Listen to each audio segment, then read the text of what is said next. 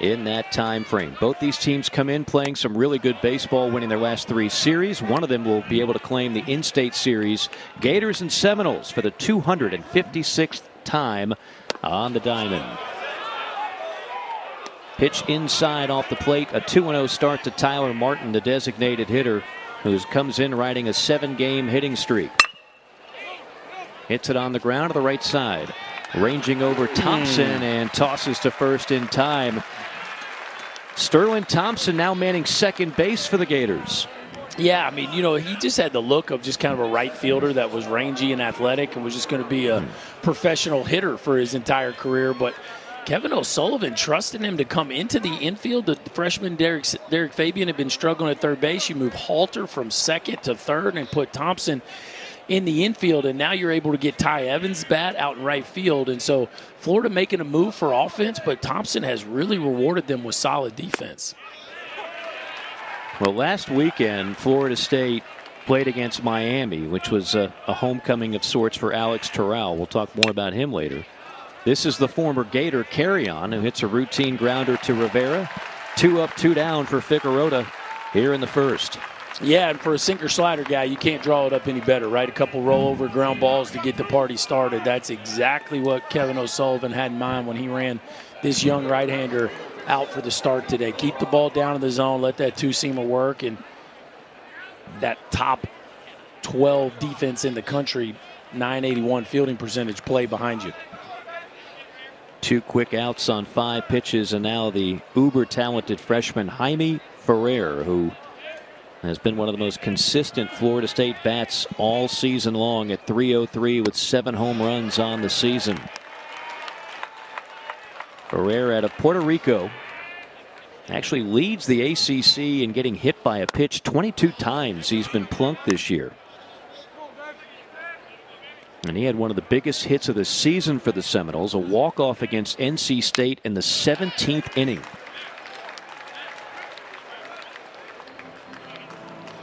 As we mentioned at the top, both these teams feel pretty good about getting into the postseason, but a chance to host. 16 teams will get to do so, and you look at some of the metrics with RPI and conference record, and they're certainly in the discussion. Still a little meat left on the bone as the 1-2 is fired home, and it's fouled off by Ferrer. Yeah, it's crazy, Mike. We're this deep into the season. You'd think there'd be more things sewn up right now, but maybe other than Tennessee and Oregon State, there's still a lot to play for as you look at Florida State's resume. And, just a couple weeks ago, you're thinking maybe Florida State has no chance to host, but then they get hot, beat a TCU team that comes to town in a non-conference. They beat them a couple games, have a rain out on top of that, but then go and hold serve against Miami at home as Ferrer takes one off the foot. That never feels good. But, Mike, it's just like that, right? Just like that, you're right back in it. And same with Florida. I mean, Florida 3 weeks ago, they were, just scuffling to make the tournament. And now they go 7-2, and here they are. 1-2. Line shot into left field for a base hit. So a good battle by Ferrer culminates in the first base runner for the Seminoles. Well, we talked about the talent and the trust that this coaching staff has in Ferrer, and it's at bats like that, right? You wear one off the foot and bounce back, hang in there, keep your nose down, and hit a rocket into left center field. Very, very high ceiling for this young man. There is the senior Reese Alberts out of Jupiter, Florida, leads the team in batting average at .309 on the season. The Seminoles are an interesting dichotomy of sorts because they have a pitching staff that looks Omaha good. I mean, number 2 in the ACC and ERA, number 1 in strikeouts per 9, number 1 in WHIP, but they're bottom 3rd in almost every offensive category. And we're just not used to seeing that with a Florida State club, Berkey. Mike, it's May, and their cleanup hitter doesn't have a homer. I don't have the number, but my guess is that's probably never happened under the Mike Martin Jr. era at Florida State. And it just shows you where they're at, right? They're dead last in the ACC in homers. And so Mike Martin Jr.'s got to go with guys that he can just trust to put up quality ABs because they're just not hitting too many long balls. 1-2 swings over. He's slashing 452, 579, and slugging 857. The Gators are 9-2 over the last 11 games and hitting the baseball much better. Langford gives this one a ride high and deep to left center and gone. Right on cue, Wyatt Langford continues to swing a red-hot bat.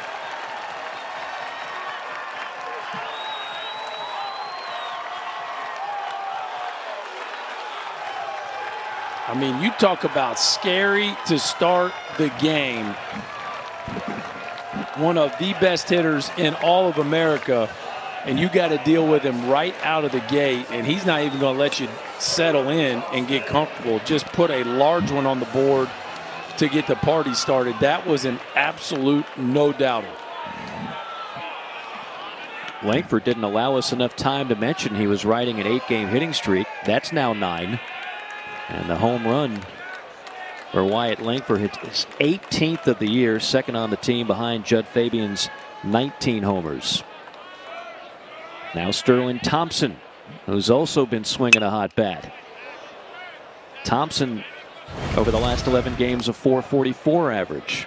That's just a gutter ball four-seamer. I mean, middle, belly button high, and Wyatt Langford knew it from the jump. That ball's midway up the batter's eye, Mike, out in the kind of cool section here in Conjuring Ballpark where the fans can hang out and watch through the outfield fence. That is one way to get the home crowd into the ball game.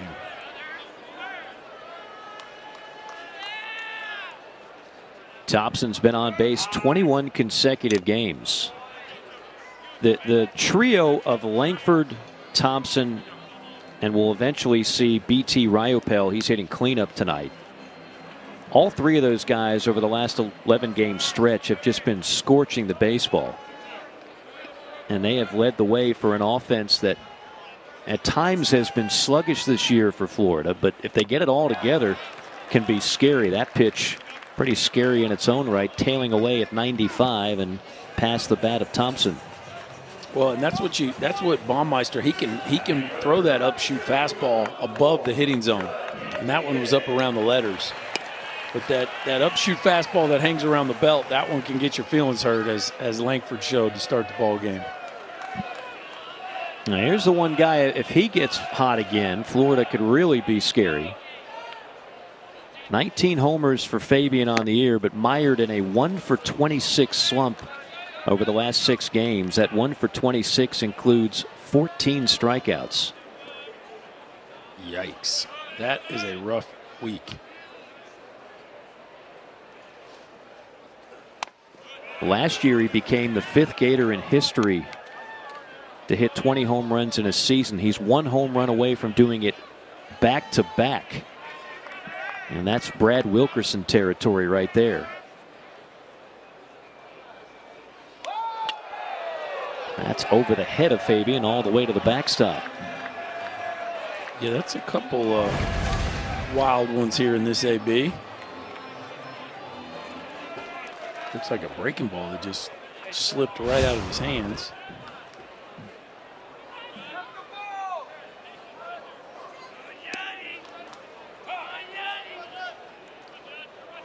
Before this slump, Fabian was hitting a respectable 278 to go along with all the power. The average now down to 245.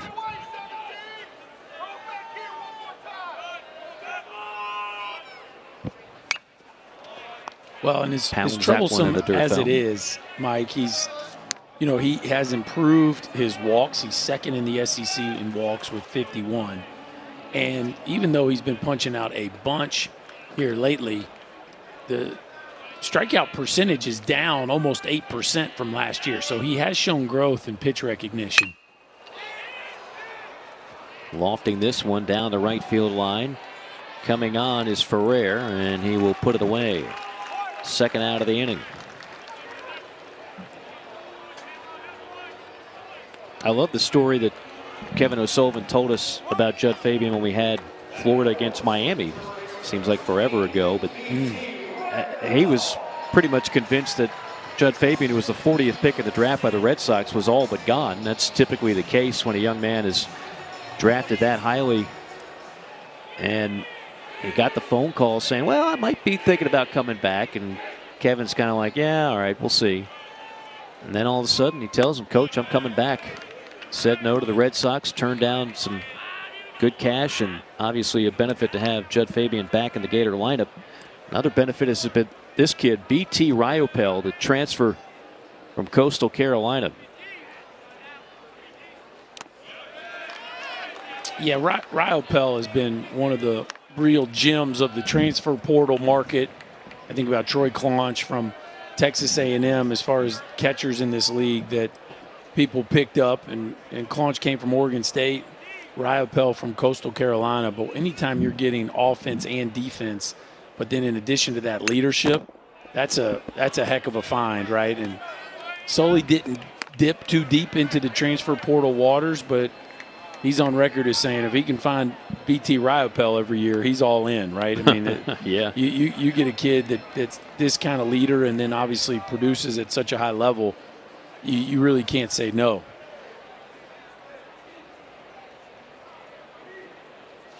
Ryopel playing first base tonight. And he's a classic case of a young man, too, out of Marietta, Georgia. Some guys are just late bloomers.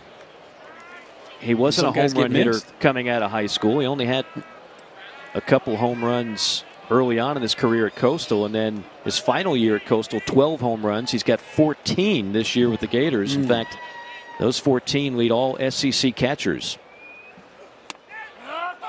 Strike three. Inside corner, burn. This is James Tibbs, one of two freshmen in the lineup for Florida State. So we've got two freshmen in the lineup for the Seminoles, two freshmen in the lineup for the Gators. Berkey, I don't know if I've had a game all year with four freshmen combined in the starting lineups. It's just with the day and age of the transfer portal, that's an anomaly.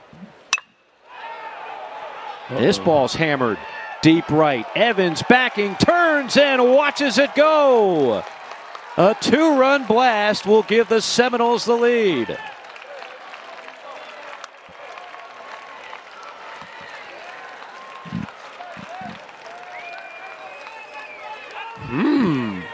Here come the Noles. We talked about Jaime Ferrer and what a talent he is as a freshman, but James Tibbs is having one heck of a freshman year himself. Now 9 homers and 27 ribbies for the freshman as they're having a whole bunch of fun in the Florida State dugout, and that was something special right there. A bullet into the right field seats. He's a good-looking freshman out of Marietta, Georgia, who's now reached safely in 36 out of 38 starts this year. Now the catcher, Brock Mathis. Mathis, a senior from Fairfield, Ohio, who spent a year at LSU and then 2 years at Oklahoma State, where he hit .242 for the Cowpokes.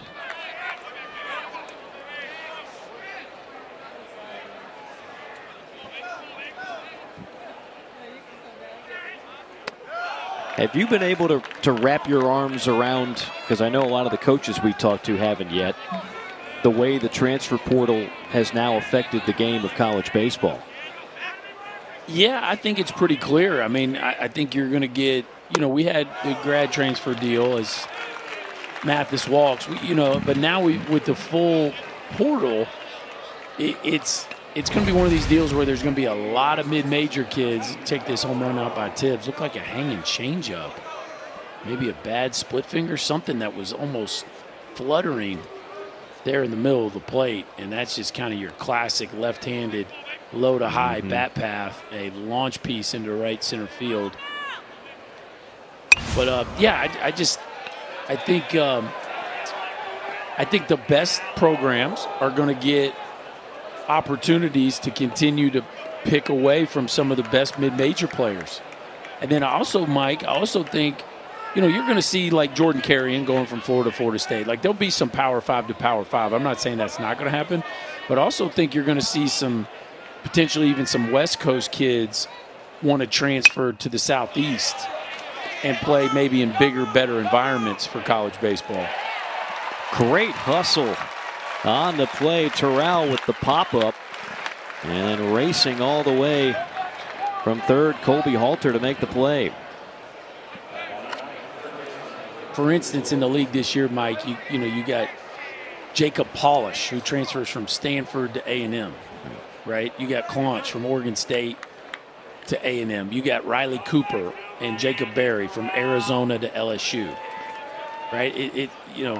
The draw, I think, of playing in the biggest crowds and on TV all the time, I think will also continue to draw players to the programs that have the most notoriety. So, I think it's a case where the rich are going to get richer, so to speak, Mike.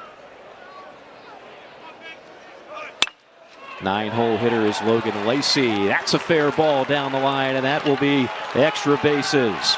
Mathis flying around third. He's going to get the green light. He'll slide in safely, and the Seminoles now have a 2-run lead.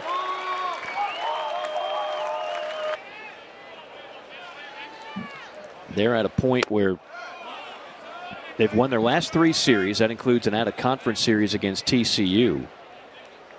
They also won a series against Boston College, and they just took 2 out of 3 from the Miami Hurricanes, who came in with a top 10 ranking. So you might say both these teams are kind of peaking at the right time. There you see 15-12, trailing just Notre Dame and Louisville. No, they're right there, yeah, and they swept Louisville. Notre Dame got them, but they swept Louisville. So, Florida State's right in position. Obviously, a tough weekend coming up against North Carolina, but I think if they, certainly if they win this and win that series, I think Florida State's going to host. Inside, Tyler Martin fouls it off. He got the game started with a ground out to second base. Martin at 318 on the year, been battling that shoulder, and it's just going to be one of those things he's going to have to continue to battle. Had off-season surgery to repair it. Again, ball off the plate inside, and again he fouls it off. I've had Florida State a couple times this year, Mike, but first time we've had Tyler Martin. That is about as unique a position to start your bat. Look where that bat is, and watch it stay there. Watch it stay behind his back all the way into the move. How do you do that? I mean, how do you get it through the zone? Yeah, exactly. Most people would tell you that bat, watch how far, you can't even see the bat. But then, boy, he shortens that right arm and gets that thing out in front of him. That is usually a recipe for being late. And it's pretty remarkable how he gets it out in front from there. Tilting downwards. Gets the bat on here. They're going to go to third, and base runner is cut down. That's Lacey. Nice job. Love it when you see pitchers being able to field their spot. Grounder right back to him, and he just flips his hips, throws a strike. Not always easy when you got a tag play as opposed to a force play. And good job by Colby Halter being there, and Logan Lacey gets caught napping there on the bases. I think he's used to pitchers not being aggressive like that. Here's Carrion. Jordan Carrion, the shortstop, 0 for 1, 287 on the year. Former Florida Gator. All 3 of these programs play one another. Florida, Florida State, Miami, and in this case, we've got transfers all over the place between the 3 schools. And Florida State's got a former Hurricane in the starting lineup and a former Gator in the starting lineup. That was almost unthinkable years ago. 1-1. Routine soft fly to left. Langford is on. Langford makes the catch, and the side is retired, but the Seminoles go yard. Here come the Noles, folks. We saw the Gators play long ball. Now the Noles flexing their muscles. We're going to have a good one tonight.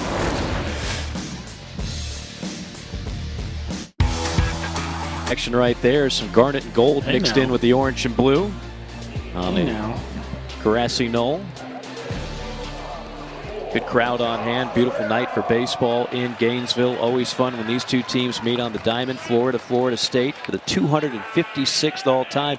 Gators have really had the upper hand over the years under Kevin O'Sullivan, but Florida State leads it all time, 131 to 123 as Rivera digs in.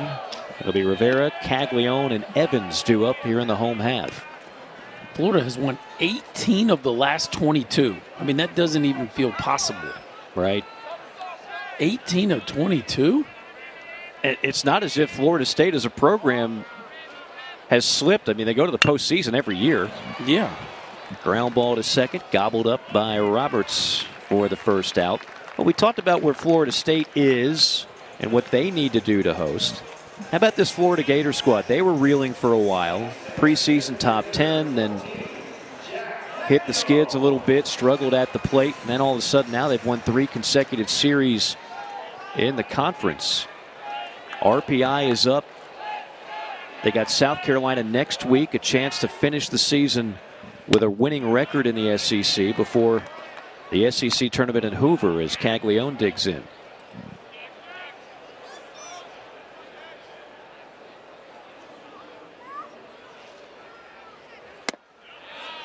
We could probably at some point get into the discussion on RPI versus conference record and all the other metrics as you see the shift on for Caglione, who's got some pretty good pop, the freshman DH. From an RPI standpoint, Florida is in good shape to host, but conference record, they could really do themselves a favor. Win this game would be nice, and certainly win the series against the Gamecocks next weekend. No, I think we've got some fascinating case studies here this year. You know, it's very rare for someone to host if they don't have a winning conference record. Very rare, right?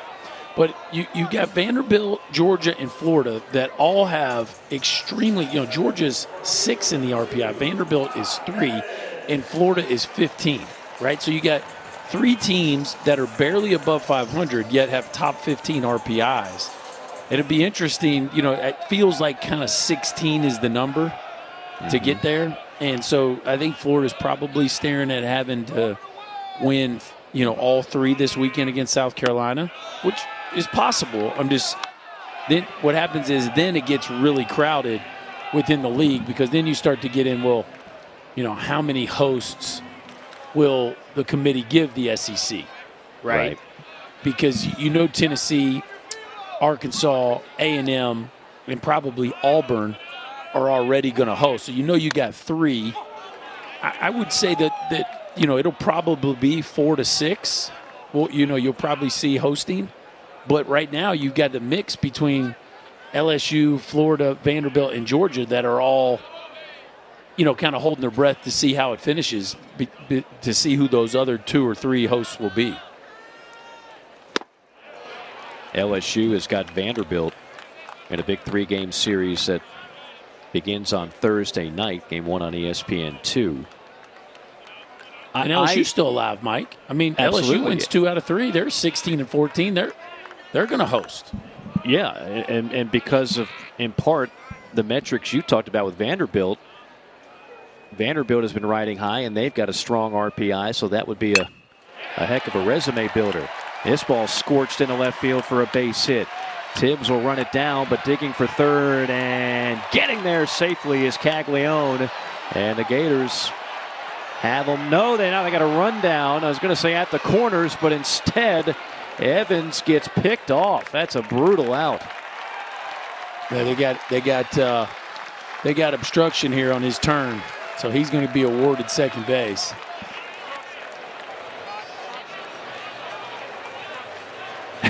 First base umpire Jeff Gosney directing traffic, saying, no, you get second. Yep, he comes around first and hits Terrell. So once that happens, he's going to get awarded second base regardless of how this turns out. At that point, just give yourself up there, kid. That's a big man to be in the way. Yes, it is. And that's smart there by Evans to seek out that contact, because once that happens, you're going to get the next base. Yeah, Terrell goes 6'1", 240. So there's obstruction and then there's obstruction. And he got in the way, and that becomes a big break for Florida here. Now 2nd and 3rd. 1 out. And at the plate is Colby Halter. Halter hitting .241 on the season, the sophomore out of Jacksonville.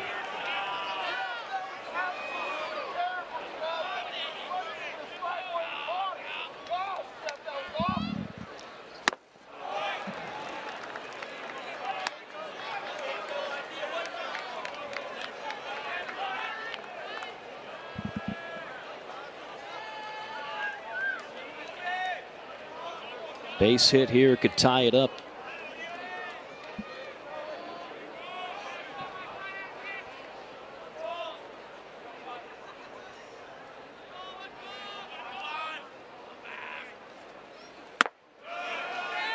You know, to go back on the discussion on what the committee looks at, I can poke a million holes into RPI, and I think if you look at it, say 1 through 50 this year, you can see a lot of flaws.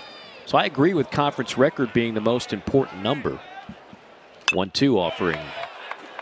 The problem is whether it's the SEC or the ACC, these teams that are playing 30 conference games, it's not always an apples to apples comparison. My 30 games might be more difficult than someone else in the league's 30 games because it's not a round robin type format. Yeah, no, there's definitely, and that's why the RPI exists, right? To try to decipher the difference in people's records and to try to reward people for non-conference strength of schedule and, you know, some of the intricacies of who you play and when you play or where you play them. But, yeah, I mean, you know, look, every year we get to do these interviews with the selection committee, and for the most part, it's, you know, they can frame the narrative however they'd like. Halter waves goodbye for the 2nd out of the inning, and that'll put more pressure on the 9-hole hitter, Matt Cassetti. Let me just say, Baumeister, as he turns that changeup over, like, we've seen the fastball up to 97. And then there was a back foot breaking ball, and then the changeup there. Like, this is big-time stuff. I mean, you're talking about a freshman on the bump right now who's peppering 94 to 97. I know they've squared a few balls up, but and you can see why they're starting to run him out there to start on these midweek games. He's got a very bright future. Good looking stuff out of Jacksonville. Jacksonville Bulls, same high school as one Chipper Jones. Was he good? He was pretty good. He was actually pretty good in 2 sports. Was a heck of a wide receiver as well in high school football. Larry Wayne played wideout? Yeah, man. And not afraid to tell you about it either. He's a huge football fan.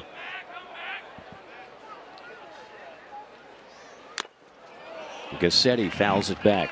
It's a big AB right here, Mike. Yeah. It's a big AB. You got Wyatt Langford on deck with 2 on and 2 outs. Like, if you're Baumeister, you really don't want Langford coming to bat in this inning. Gassetti just 227 on the year.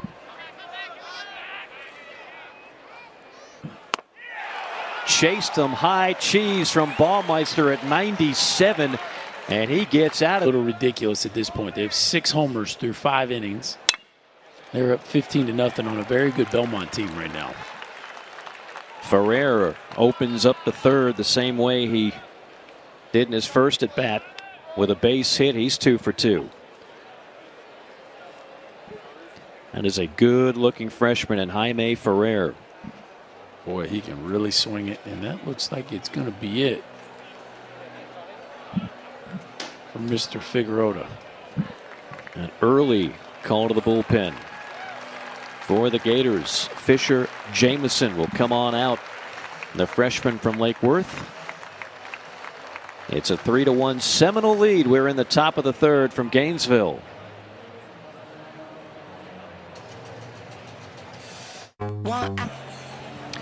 Seminoles already with 5 base runners. An early hook for Nick Figueroa on a bullpen day for the Gators pitching staff. Next up will be Fisher Jamison, a good-looking freshman out of Lake Worth, Florida. He's pitched well so far, Berkey. Yeah, one of these freshmen that Sully's really high on. You see the frame. I mean, 6'5" freshman, but has just come on the scene here. His first appearance wasn't until April 22nd, but has pitched well and had most of his work in conference play. So, you know, the trust level is growing in what Fisher Jamison can do. A big reason why Florida has played better here in the second half of conference play. Reese Albert was a strikeout victim his first time up. One on, and nobody out. And you see the line on Figueroa, who had pitched very well of late out of the bullpen. Struggled a bit tonight in his first career start. The psychological difference of that sometimes affects different pitchers different ways. No question. Yeah, I've played with a number of guys that, you know, just for whatever reason, pitch better out of the bullpen, and some guys that you know, or couldn't pitch out of the bullpen, right? I've seen it both ways as Jameson comes in with 4 wide ones, but you know, I think both niches have their learned nuances.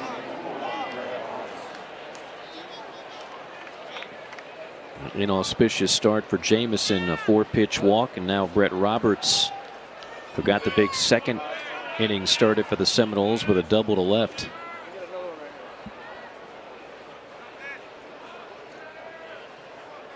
Roberts, a sophomore, an Atlanta, Georgia native. Drops down the bunt in foul territory. 2 years at Tennessee Tech for Brett Roberts, where he hit .331. He had 9 home runs in 62 games.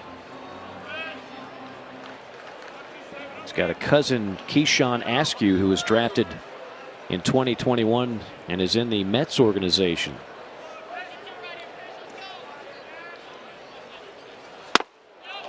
It's so valuable, though. People say, well, he played at Tennessee Tech. That's a mid-major. First off, it's a mid-major that's actually had some postseason success of late. But secondly, you're talking about a guy that played in 331 career games at Tennessee Tech. And that's why you're seeing coaches electing to go with the proven mid-major material very often over the 19-year-old phenom that might have more top-end potential, but they don't want to watch him learn on the job. Yeah, no doubt. We're seeing a ton in basketball, right? These guys that accomplish mid-major players that come into the Power 5 and are able to put up similar, if not better, numbers. I mean, look at what Sonny DeShera coming from Samford has done for Auburn. He's, you know, obviously scuffling a little bit the last couple weeks, but still leading the league in hitting. Tyler McManus, the catcher for LSU, that's done so well. He came from Samford, and of course Ryapel from Coastal Carolina. So, you know, these veteran players, yeah, they're from mid-majors, but the number of pitches they've seen and experiences they've had really allows them to be plug-and-play type of guys. You played a lot as a freshman, did you not? I did, yep.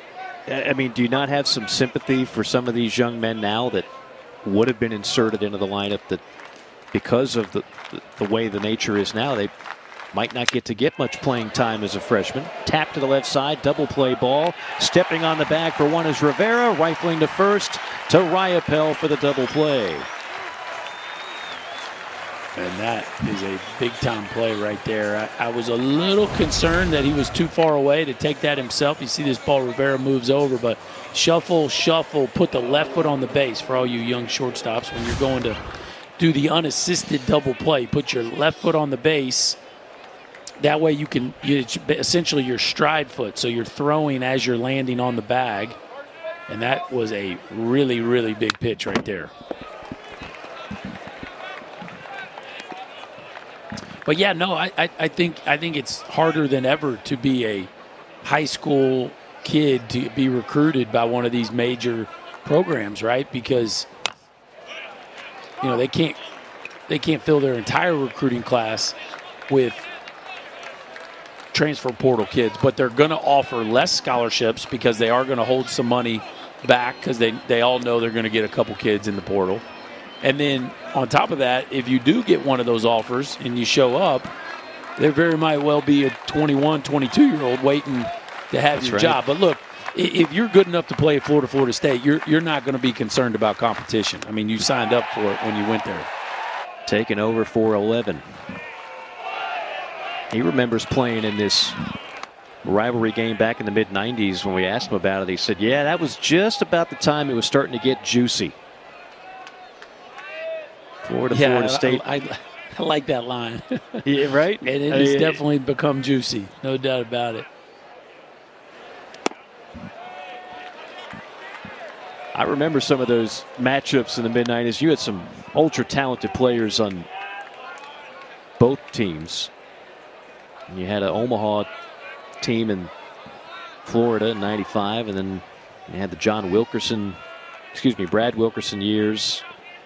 And he was terrific, back-to-back 20-plus home run seasons, which is what Judd Fabian's trying to do. We'll see Fabian batting third this inning. You go back, that was when Joe Arnold was the head coach. Then came Andy Lopez from Pepperdine and McMahon, and they've had some good coaches come through Gainesville, but none have been able to do what Kevin O'Sullivan has done in his 15 years. 7 trips to Omaha in a 10-year span, and of course the one and only national championship in Florida history. Well, and he's built it off guys like this right here, Wyatt Langford, just finding ball player. There's another missile, Mike. This one might be gone too. My goodness. Another rocket. My goodness. This one to right center.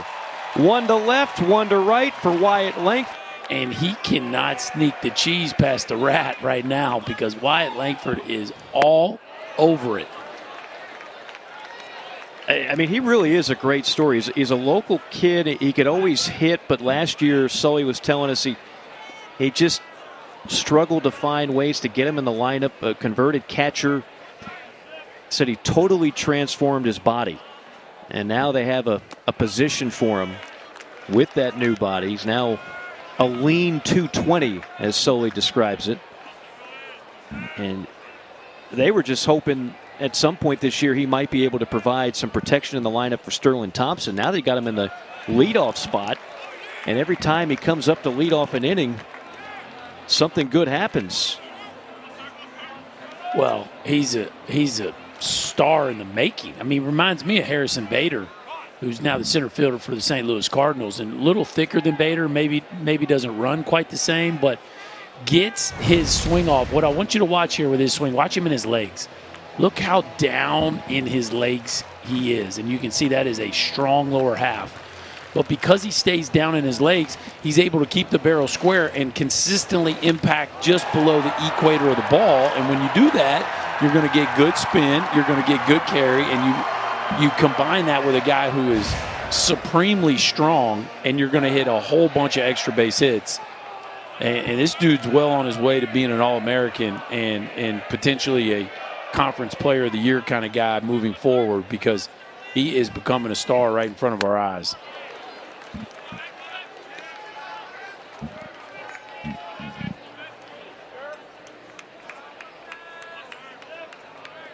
I've got Langford as the leadoff hitter 12 times this season, and 9 times he's reached in his first at bat. He did that with the homer. Now another homer in his second at bat. Here's Thompson slapping one foul at 95 miles an hour. Gators hit home runs this year. That's not been the issue at all. They are second in the Southeastern Conference in home runs. However, they're 11th in runs scored. That ball came in and hit them. All his best dudes right to the top, and you just got to deal with them right off the bat, and it is difficult to deal with those 4 talented hitters right out of the chute. And plus, now you got to see them. You know, you're going to see Langford almost 5 times a day, right? I mean, there's a lot of value in that.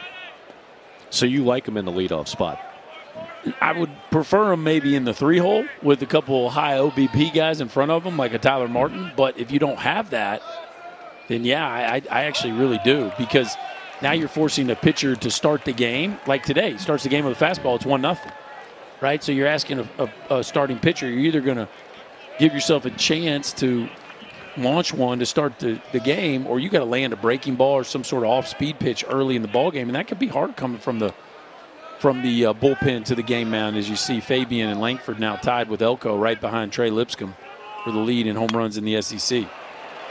Fabian in search of his first hit in a while, ranging over as Roberts to make the play as Fabian continues to scuffle. Now 1 for his last 27.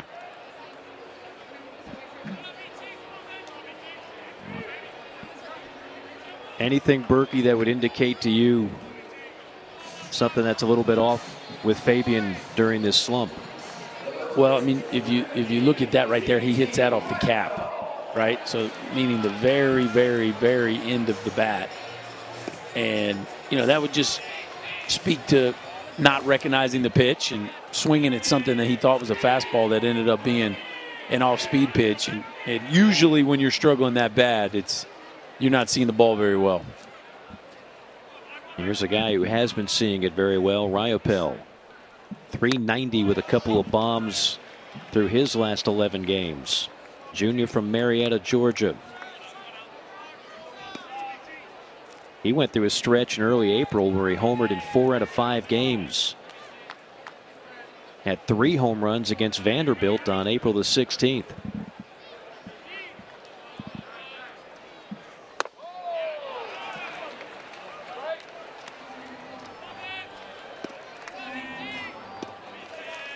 What is the ceiling for this Florida team? Because obviously, they've gotten spoiled a little bit in Gator country when you go to Omaha 7 out of 10. Last year, you lose at home in the regional to South Alabama. Your preseason top 10, the offense scuffles, then you lose Barco, one of the best arms in America. So knowing all that and knowing the fact that they've started to heat up here of late, what do you think's a realistic spot for them? Meaning, how far do I think they can make it in the postseason? What's the ceiling for this Florida team? I mean, we could always say a team gets hot and going to win it all, but realistically, what's a realistic goal for this team moving forward? Well, I think the offense intrigues you enough where you feel like they could get hot and win a regional.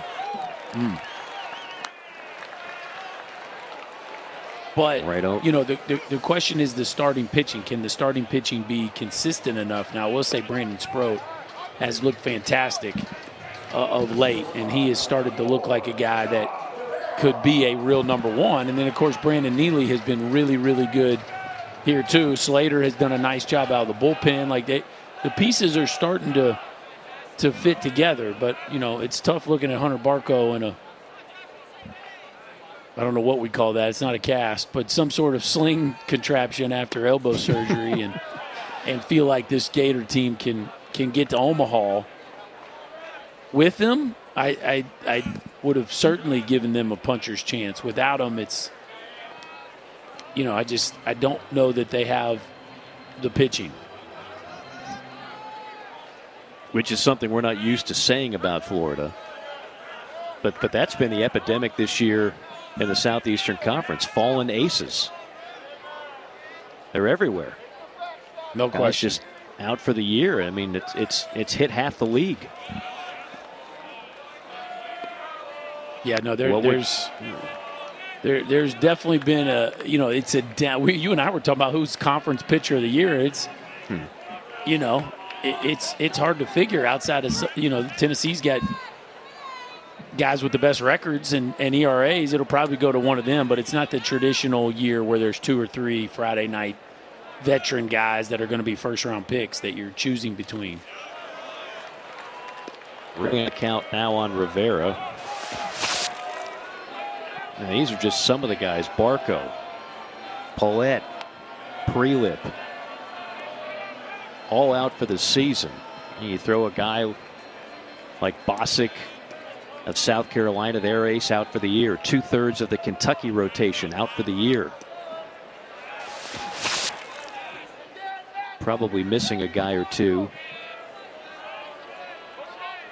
And that's just something that is just one of those weird years. And consequently, the scores on your average Thursday, Friday night, Chris, have have been much higher scoring than we're accustomed to seeing in the league. Yeah, well, we didn't see Landon Sims there, right? Landon Sims, maybe the premier name in the league coming into the year.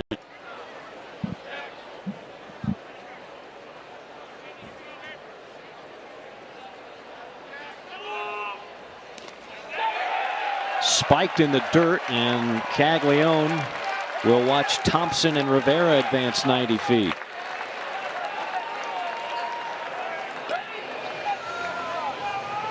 Well, that's not the start you're looking for. Looked like it just a spike breaking ball. Kind of bounced the other way on Brock Mathis. Sometimes those breaking balls will do it. They're spinning one way, and when they hit, they'll grab and kind of go the other. That's exactly what happened there to Mathis. As Florida now moves 2 runners into scoring position.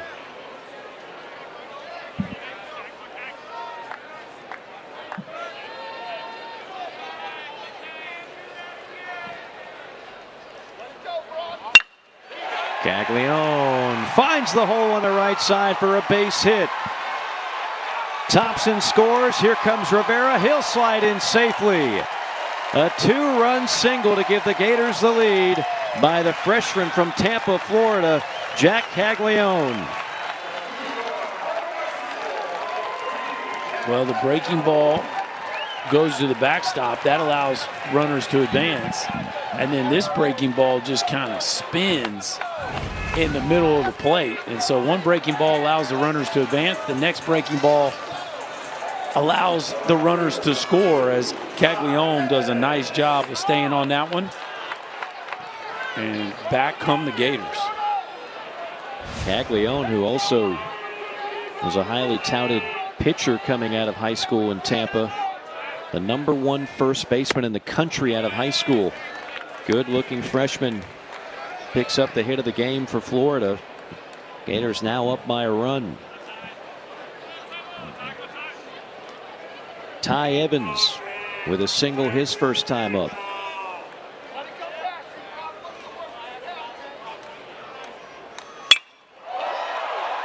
Smoked deep right, racing back Ferrer, and he can't get it in the glove. Rounding third and coming home is Caglione. He's in there safely. Throw to third. Safe is Ty Evans.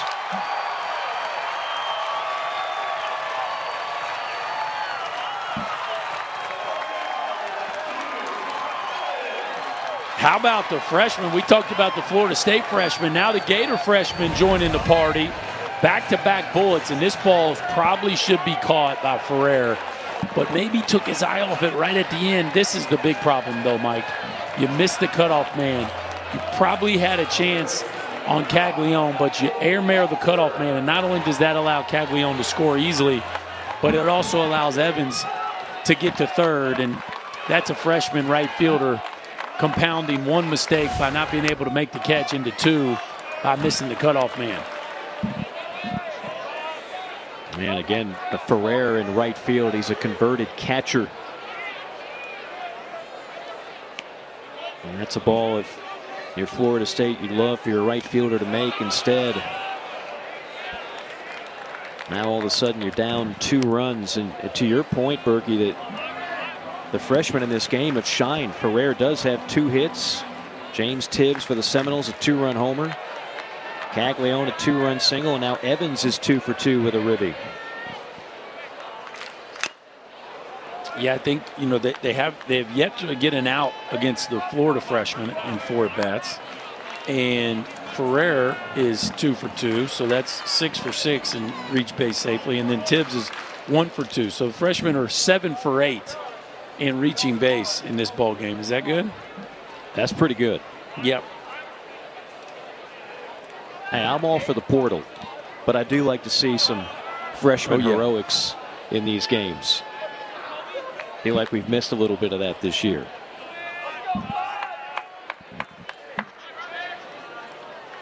Colby Halter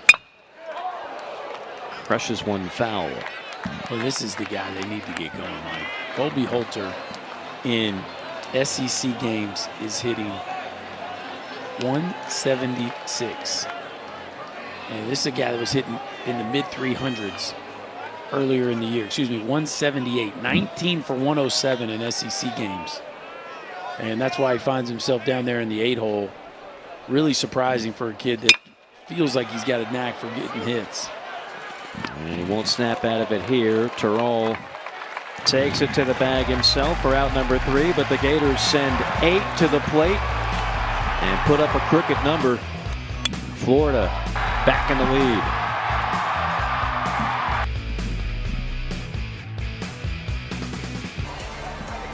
Set to go in the top of the 4th. A beautiful evening in Gainesville. Temperatures in the mid-80s. A beautiful sky.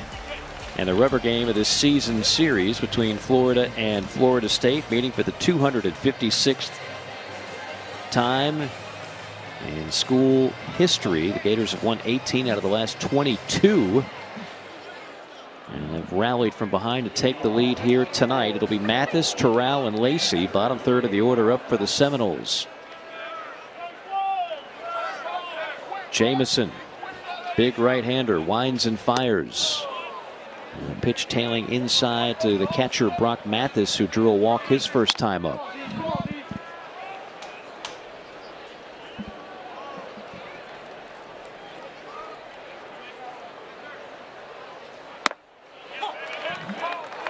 High strike called to the Seminole backstop Brock Mathis, a senior out of Fairfield, Ohio. Again, 2 years at Oklahoma State before transferring into Tallahassee. How cool is it for a kid from Fairfield, Ohio to say he played at LSU, Oklahoma State, and Florida State?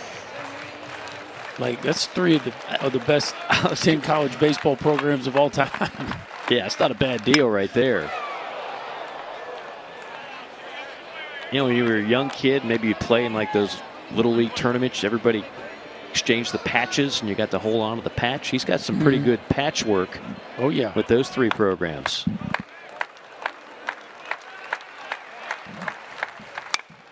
One, 2. Golfed foul.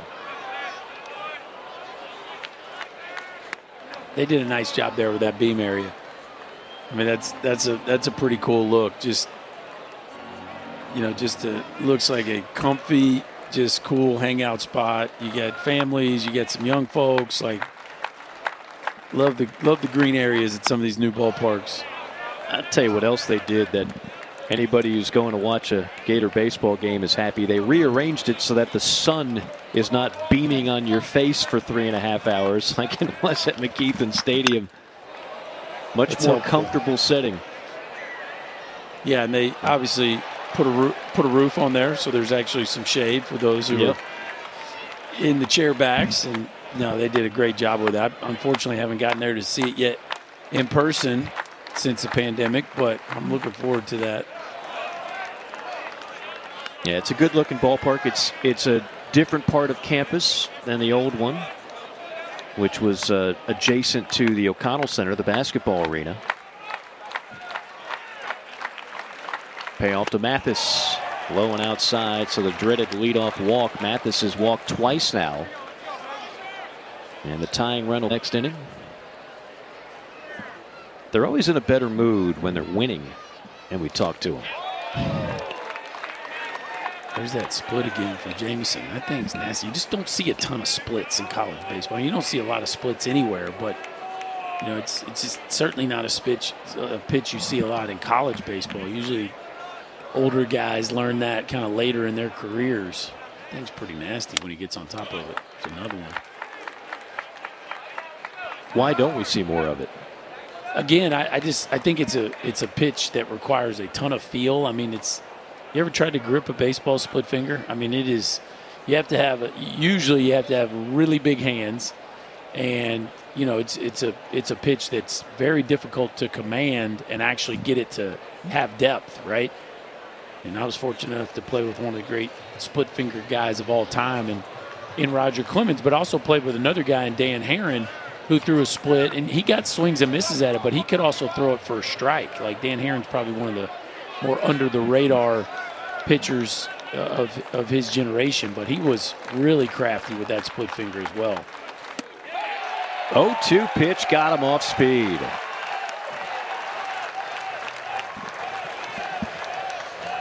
Three in a row. And the first two were more traditional places. This one's up in the zone, and then the bottom drops out. So I think Terrell thought that was going to be an elevated fastball. And then even though this splits up in the zone, the bottom falls out late, and Terrell comes up empty.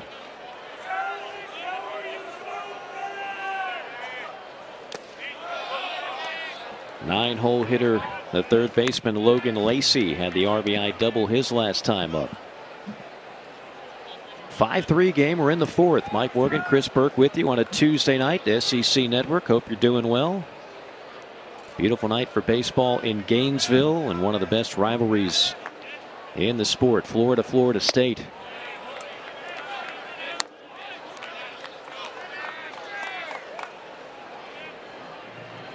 Winner of this game will win the season series, but also a resume building victory, as both these teams trying to polish up those metrics before we get closer and closer to Selection Day. That is a line drive base hit. Seminoles will have them at first and second with one out. And that's the second delivery, especially tough on right-handers. The line on Jamison, of course, that line is incomplete. Responsible for both runners on here, and the top of the order up for the Seminoles with Martin, Jordan Carrion on deck. Martin's 0 for 2 today, hitting .313 on the year.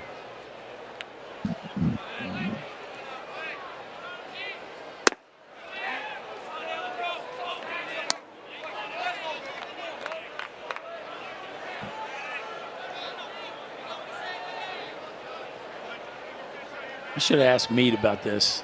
Meade's coached a lot of great hitters for a long time and played with quite a few as well. And, you know, he handles the hitters. That's a unique look. Thompson to Rivera. Not in time. So, you know, we talked about Sterling Thompson playing second base. And, you know, Sully was telling me it's not your traditional second base movements, right? It's maybe a little long, a little awkward. So watch this feed. Most of the time a second baseman here will go backhand flip. But you see Thompson flips his hips and kind of throws an awkward little bit of a changeup. I don't know that they would have got Tyler Martin anyway.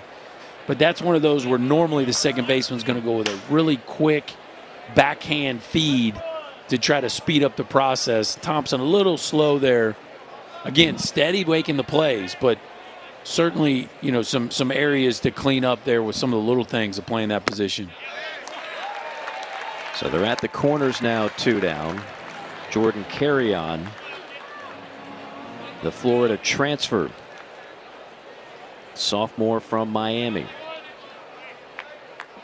Carrion is 0 for 2. And Purnell uncorks a wild one, and this will play to run to make it 5-4.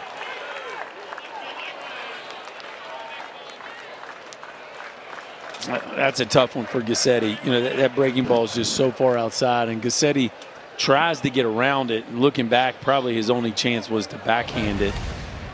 Look how wide this ball is. I mean, it is way over in the other batter's box.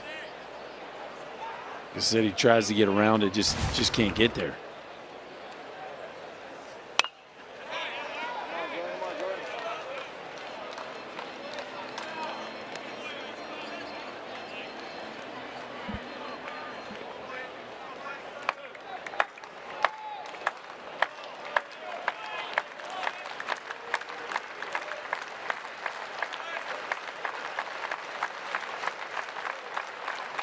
Purnell with a 1-2. Wow. Really tough pitch to take for Jordan Carrion. Well, this is just a paint piece. And Jeff Head, usually pretty generous on the edges, for whatever reason, didn't like that one. See what he comes back with. 2-2. That definitely had the plate, and it's fouled away. Now, just to give you a little, the opposite end of the spectrum, watch Carrion's bat here. Okay, so we've seen Tyler Martin's. It's as flat as a pancake, almost pointing down and behind him. Carrion's a little more traditional. Look how high those hands are and how vertical his bat is. right? It just goes to show you there's a few different ways to slice it. Anybody that watches golf out there sees there's quite a few different moves, and any hitting coach that ever tells you there's only one way to do it, as far as where you set your bat and how you stand with your bat, then they're not watching the full measure of the game of baseball, because there's a lot of unique stances out there.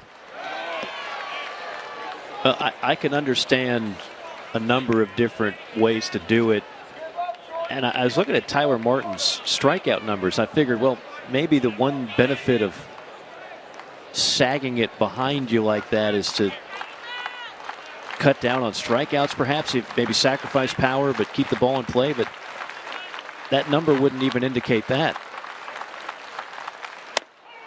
2-2 off the plate outside. It looks like to me he's just trying to get it as flat as he can, and then from there just turn the bat into the zone, and so it's super flat early in the hitting zone, trying to get it on plane early.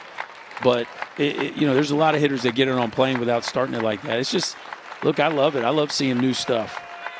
I wouldn't teach it necessarily, but 3-2 line through the hole, right side, base hit.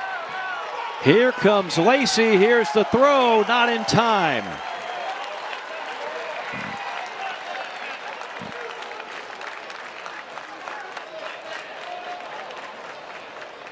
Man, we got ourselves a good little shootout here.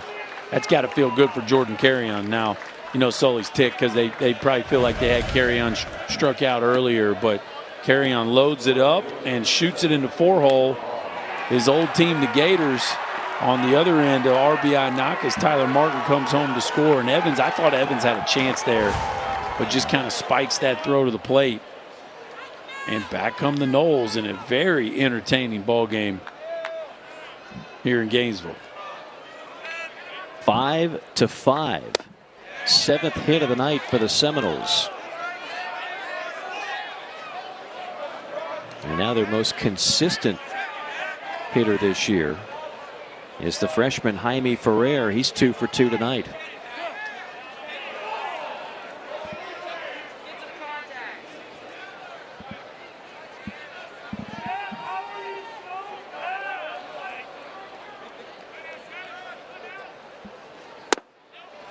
Ferrer out of Puerto Rico, converted catcher. His father, Jimmy, played pro basketball for the Cuban national team. His grandfather played pro basketball and baseball for the Cuban national team. Very athletic family.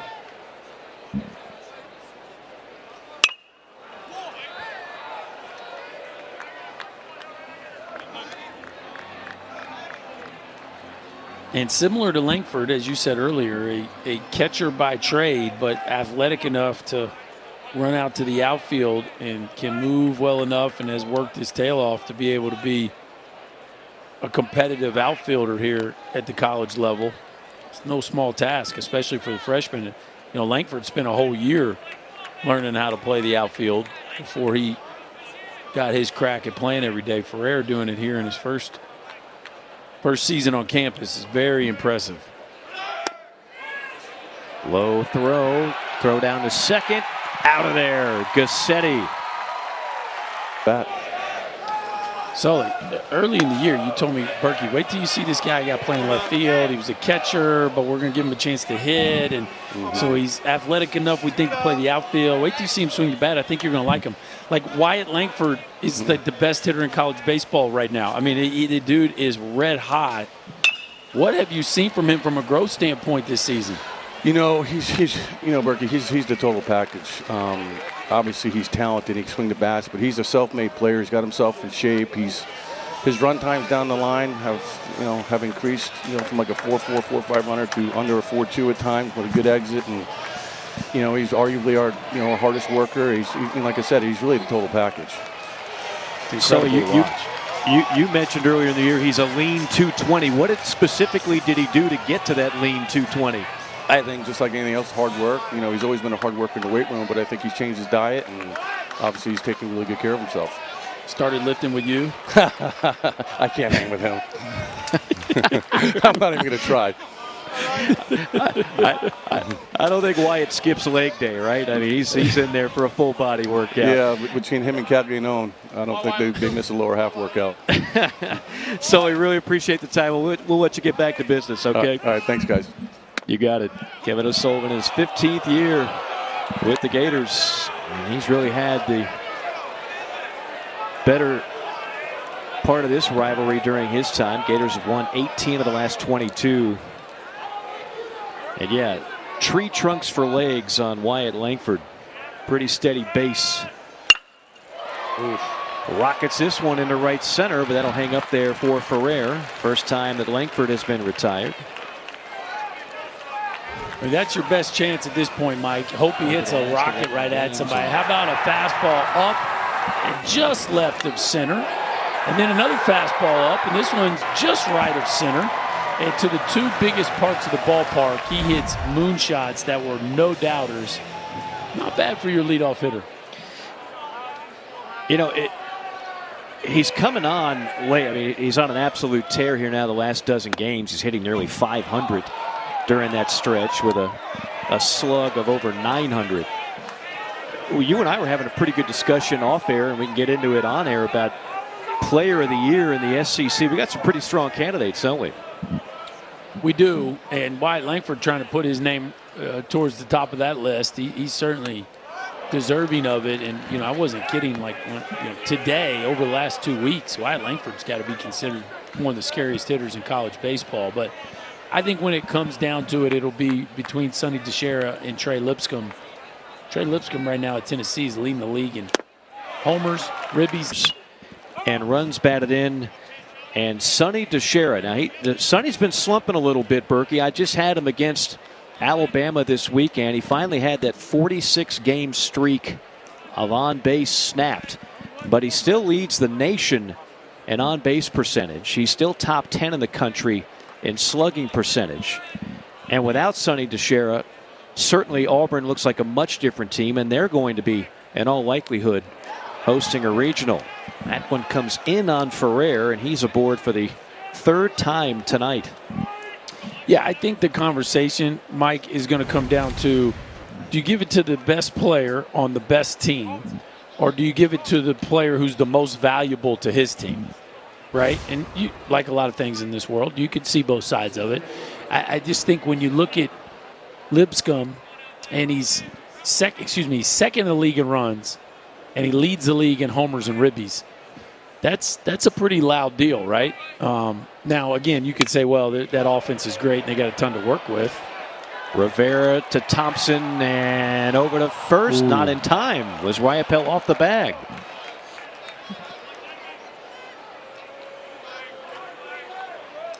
A natural catcher. Nah, this is on Thompson, Mike. This is what we're talking about with Sterling Thompson. Is solid as he's been. See, he bounces it. And yeah. I tell you what, though, Ryapel, I don't think Ryapel had to let that one bounce. So you got to catch a guy who's used to playing right field, playing second base. You got a guy who's used to catching, playing first base. And, yes. Certainly not a great throw. But I tell you one thing, Mike. One thing used to get my chili hot was when a first baseman played a ball that he could have caught if he just reaches out and catches it in the air and tries to play it into a pick and then doesn't catch it. Now, right there, it's not ruled an error, but I think that's a ball that he could have caught in the air. And now the Gator defense unraveling a bit here as Gassetti doesn't feel that offering from Purnell. Might have been crossed up by Blake Purnell. That's rough right there. Man, he's sitting on a breaking ball here, Mike. He's sitting on a breaking ball, and that ball hit him in like the wrist.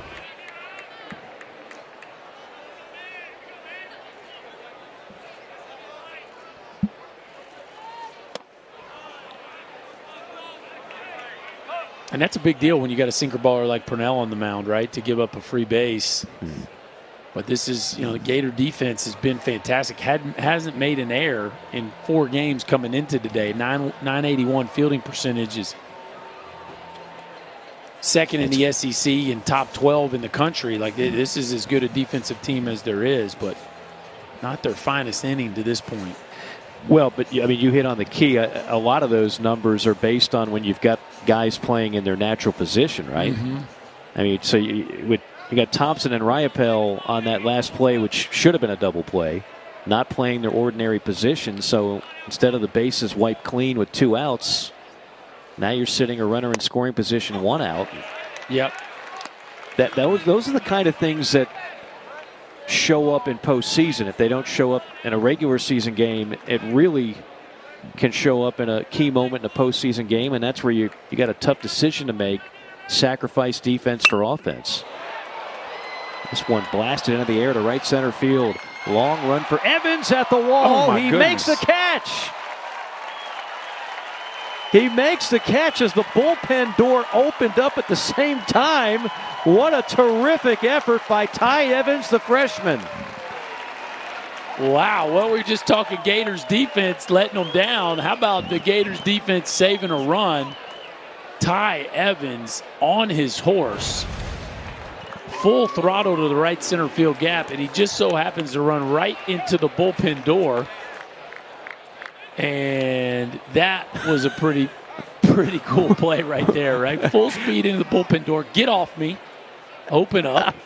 Turn back around and rip it back to the infield.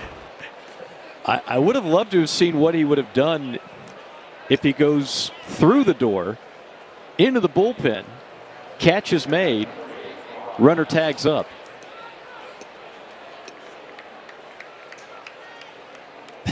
Yeah, I mean, I don't think I've ever seen that. Yeah, I don't know. I guess if he takes the ball out of play, it would be he'd get a base. By the way, they intentionally walk James Tibbs. So 2 on, 2 outs for the cure. Brock Mathis, who has walked twice tonight. Kind of a goofy inning.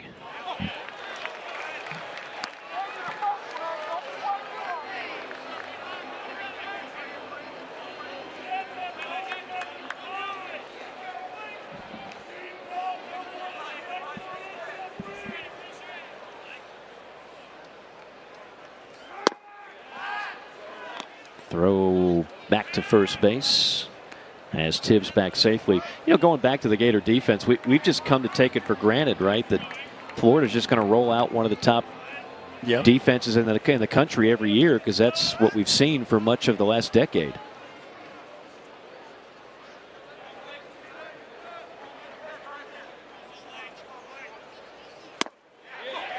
Atwin takes a bite out of the outside corner for strike 2. To be fair, they are. I mean, again, maybe they don't have some of the playmakers they've had in the past, but 981's 981. They're making the routine play, that's for sure. Yeah. Seminoles 2 for 7 with runners in scoring position. And it'll be a chopper and out at first base. So the defense does come through late to put a 0 on the board. Ryapel and Rivera.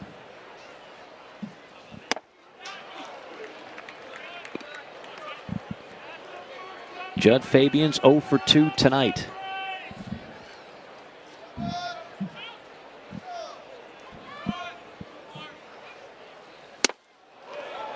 Fabian out of Ocala, Florida. If you know anything about Ocala, they love 2 things: horses and gators. Some great players have been coming out of that area here of late, and Kevin O'Sullivan has been fortunate to snag most of them.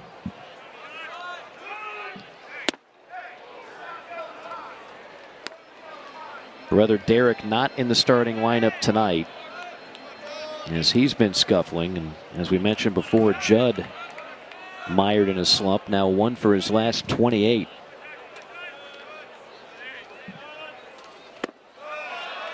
Good take there. Very good take. Those are the kinds of swing decisions you have to make all the time, but especially when you're struggling. Earn yourself another pitch.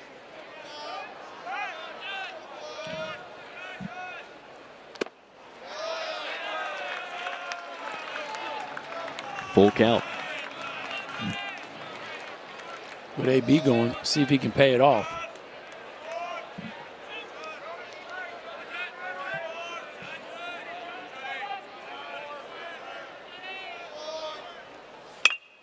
Payoff pitch, breaking ball, bounce to the left side.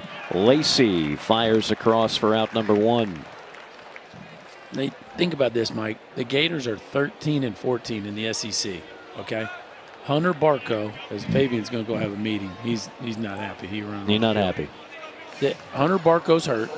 Okay, Judd Fabian is hitting 162 in SEC play, and Colby Halter's hitting 178 in SEC play, and they're only 1 game under.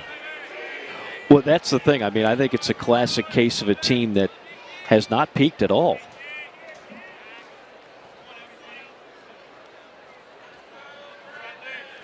I always wonder, for a guy like that, obviously uber talented, you get drafted highly, you come back. What's going through your mind on, we hear about draftitis for guys in their third year all the time, but he's a guy who came back after being drafted with the 40th overall pick. So what is he thinking as he goes through one of these slumps? And you mentioned the numbers in conference play. What's going through his head right now? Well, it's tough. I mean, I think that's, as we take a look at his younger bro, Derek, there, I think that's part of the problem, that, that's how 1 for 10 turns into 1 for 20, turns into 1 for 30, which is, stuff starts spinning between your ears on the draft and what it means, and now I got to swing my way out of it. And, so often when you're struggling, you feel like a home run means more than 1 hit. I can remember telling myself that so many times after games, like, you're 0 for your last 7, and so you're 8th at bat, you go up there and try to hit a homer as Ryopel goes down, and you're like, man, like, even if I hit a homer, I'm still 1 for my last 8, right? I mean, a homer's just a hit, it feels a little better, but right now it's a lonely place when you're 1 for, what is it, Mike? 1 for 29 now? 1 for the last 29, yep. Yeah, 1 for 29, and that's a tough spot to be in, and there's all you can do when things really go sideways, all you can do is try to take good swings at good pitches and use the middle of the field and trust that over time your talent's going to win out. But, sometimes that's hard to hear when I'm sure he's had people been telling him that for the last couple weeks. Yeah, and then you go through a stretch where your batting average goes from 278, which, again, with all that power is more than respectable, but now he's sitting at 241. And you look up and you go, wait a minute, what just happened? How am I a 241 hitter all of a sudden?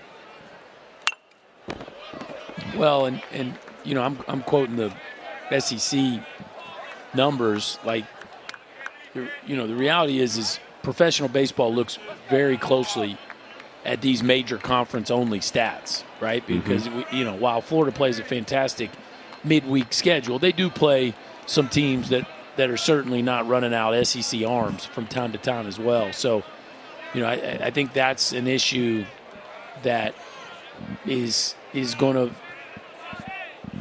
stick with them come draft time, right? Somebody's going to have to be able to get around that if he's going to improve his draft stock from last year to this year. Rivera almost pulled the trigger. Scalaro in search of a 1-2-3 inning here. We haven't had many of those tonight, although this would be back-to-back. If he can get Rivera here with a 1-2 pitch on the way. Yeah, he's got a chance to retire his 7th straight here, which would be saying something considering how potent this Florida offense was the first few frames.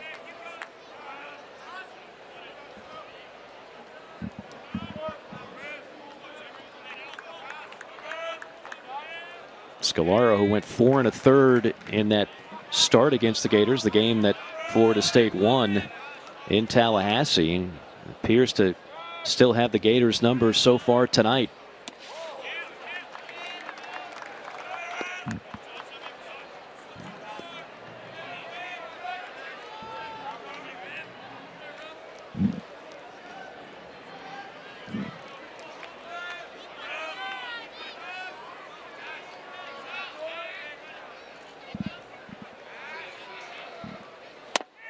He got him.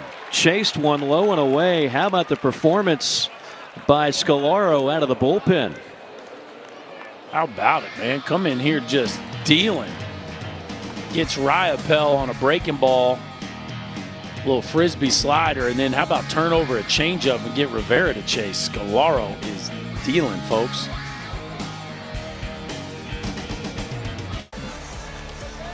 Top of the sixth, about to get underway. It's a 5-5 game between the Seminoles and the Gators. He is Chris Burke. I am Mike Morgan. Hope you're doing well this Tuesday night. Glad to be with you on the SEC Network from Gainesville. Bullpen's busy so far tonight. This will be pitcher number 4 for the Gators. Tyler Nesbitt, who has started a couple of games, the redshirt freshman coming off of Tommy John, and they like what he can do out of the bullpen for him this year. Yeah, it's a quick arm. Now, you look at the numbers overall, they've been very good. The conference numbers, the ERA almost doubles. So it's been a struggle for Nesbitt on the weekends. But, they're going to give him this ball here in the middle frame, see if he can't pitch him into the latter half and get him a chance to give the ball to Slater at the end. It'll be Terrell, Lacey, and back to the top of the order in Tyler Martin. Seminoles with 7 hits thus far. Terrell is 0 for 2, and the batting average has sunk to .221.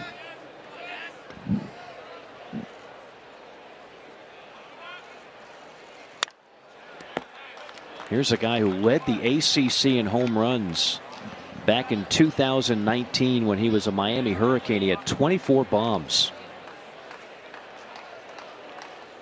He had 37 total home runs with the Hurricanes before transferring to Florida State. But right now, he's a little baffled at the plate. That's the second time he's gone down on strikes, and he's 0 for 3. Well, speaking of not seeing the ball, Mike, I mean, Terrell is just swinging right now. And I believe his last strikeout was on 3 straight pitches as well. And they just keep turning over changeups, and he is not making an adjustment. Well, we asked Coach Martin about Terrell and some of the struggles, and it seems like this is the answer so often, and you can shed light on this as a former hitter. But when a guy is struggling like that, guys become pull happy, start trying to pull off pitches, and that's when the strikeouts start piling up, right? Well, yeah, I mean, you start second guessing everything you know to be true as a hitter, right? You feel like you got to speed up to catch up to a fastball. You feel like you got to guess to hit a breaking ball, and you get frustrated and overswing. I mean, the anatomy of a slump. You hit a couple balls that get hard, they get caught. It all starts spinning on you, and it can be an unforgiving game when that starts taking place. Lacey pops out to second. Thompson puts it away for the second out of the inning, and now back to the top with Tyler Martin. When you felt like you were really just locked in, when you were in the zone,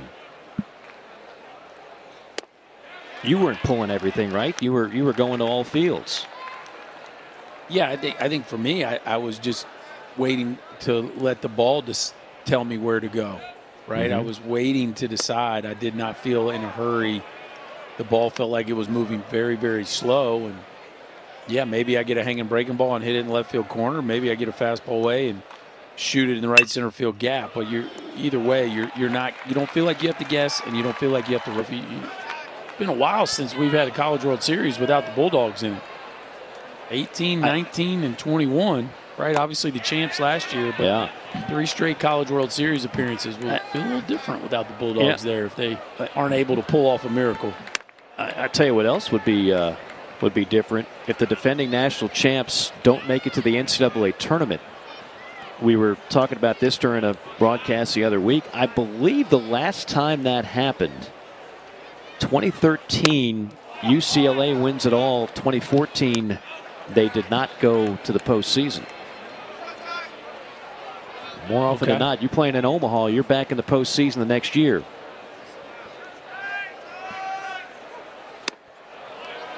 I think one of the more miraculous stats involving college baseball involves this Florida State program. 43 consecutive postseasons. Strike 3. Wow. I mean, Scalaro is just dealing right now. Yeah, comes in the game, gives up a base hit and then a double. And since then, that is now 9 straight, and the changeup away to right-handers has just been fantastic. Just turning it over right on the edge. He's been able to spin the breaking ball to the glove side, turn the changeup over to the arm side, and sneak in a couple heaters when he needs to. Been a clinic from Scalaro here this evening.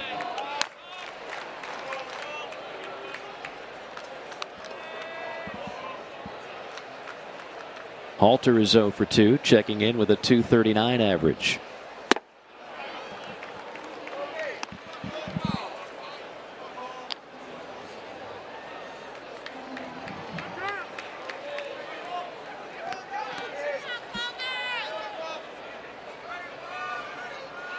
Scalaro has already struck out 4. Gave up the 2 hits early. And since then has settled into a groove.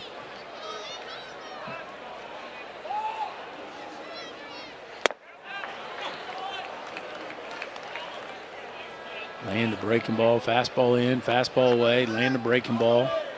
Now on 2-2, he can kind of go wherever he wants to. He can try to paint that fastball away. He can try to rip that slider over to the glove side. Scalaro Changeup. Interesting. Has retired 9 in a row, 4 via a strikeout.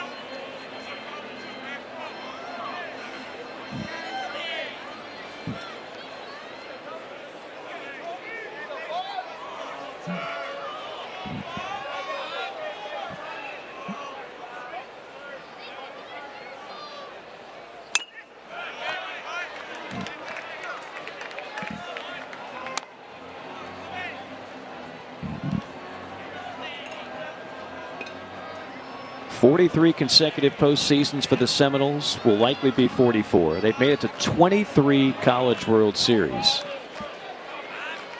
They've not won the elusive national championship. Give you an idea how hard it is to bring home the Natty. Payoff pitch, and that's 10 in a row for Scalaro. 6 Eastern, it's 4th seeded Arkansas hosting Princeton in Fayetteville.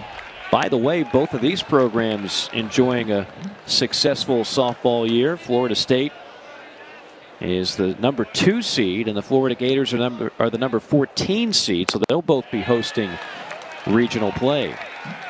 And the SEC tournament was just held in Gainesville. Congratulations to the Arkansas Razorbacks bringing home the hardware in that tournament. 0-2 pitch to Jordan Carrion, who's 1 for 3 tonight. Had an RBI single his last time up. Florida got this game started on a solo home run by Wyatt Langford, the first of 2 bombs tonight. And the Seminoles came back with a 3 spot in the second. 4 in the third for the Gators as Langford homered again. At that point, Florida led at 5-3, and then the Seminoles 2 runs in the top of the 4th inning. Now here we sit 5-5, top of the 7th.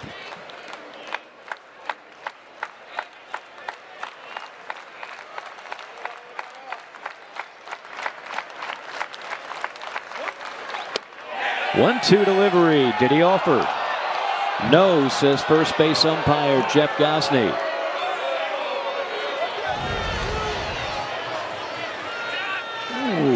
The hands went way out in front, but really the barrel did stay back.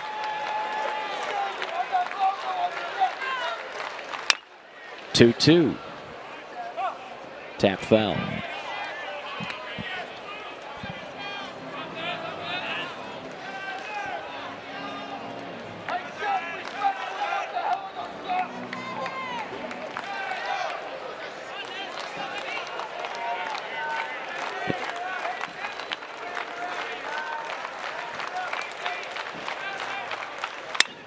Two-two, swung on, lifted to left field, and Langford is there to put the squeeze on it for the out.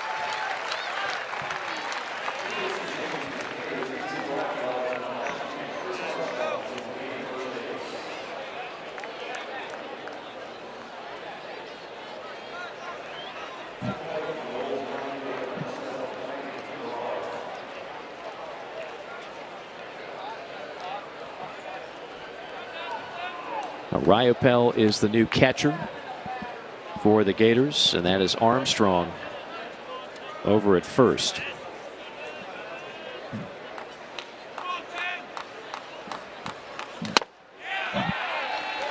Now Ferrer 2 for 2. He has singled twice. He got hit by a pitch the last time up.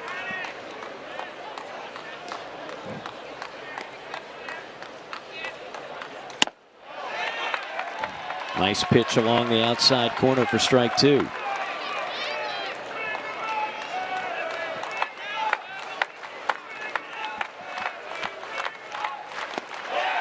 Swing and a miss. He went fishing. A ball in the dirt. Ryopel will offer to first to complete it.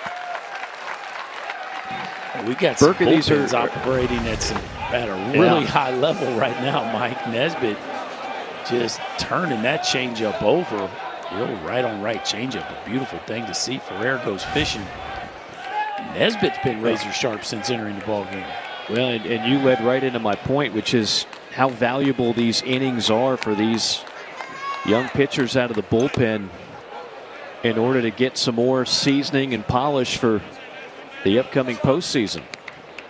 Yeah, because one thing we know about the postseason is you just never know the way things are going to play out. You might, lose game 1 of a regional and have to come all the way back through the losers bracket. I mean, there's certainly opportunities out there for maybe parts of the bullpen that don't get a ton of work on the weekends throughout the course of the season.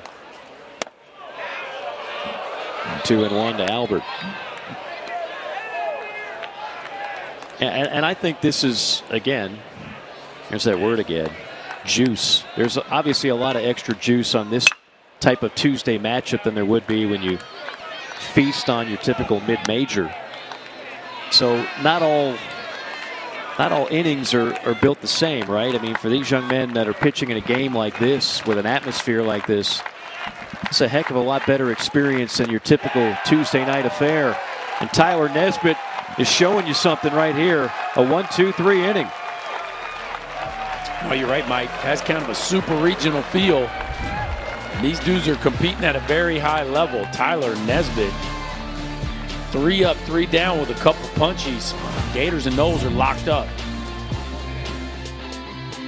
Jonah Scalaro, folks, it has been a clinic. First couple hitters roughed him up, but since then we have seen a swing and miss changeup, a wipeout breaking ball, and a fastball that has surprised at times up to 92 miles an hour to put some people away too. So he's got 3 swing and miss pitches going right now, and that is why he finds himself still in the ball game 46 pitches later. Just the 1 run to this point and a whole bunch of swings and misses. A redshirt senior out of Valrico, Florida. 5'10", 190 pounds. Are we calling him a crafty lefty? That's the question, Chris Burke. I think once you crack 90, you can't call him crafty anymore. He is broken out of the crafty zone. Yes. But no matter what you call him dominating against the Gators, because it's what he's been in the 2 outings he's had against Florida this year. This is Chris Armstrong, the new first baseman. His father, you might remember, is Jack Armstrong, part of that 1990 Cincinnati Reds World Series championship squad. And he looks like his old man. His father, Jack Armstrong, was an all-star that season. Played his college career at the University of Oklahoma and then played for the Reds, Indians, Marlins, and Texas Rangers.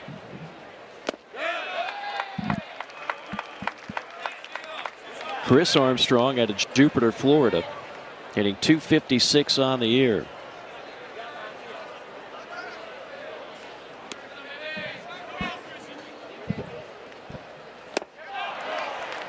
Strike 3. Boy, Scalaro has just been dominating. They just don't have an answer for that changeup.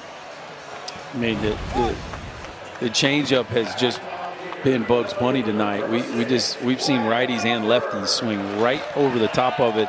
Not only does it have the change of speed, but just tremendous late depth. Does he hide it well too? Is that something else?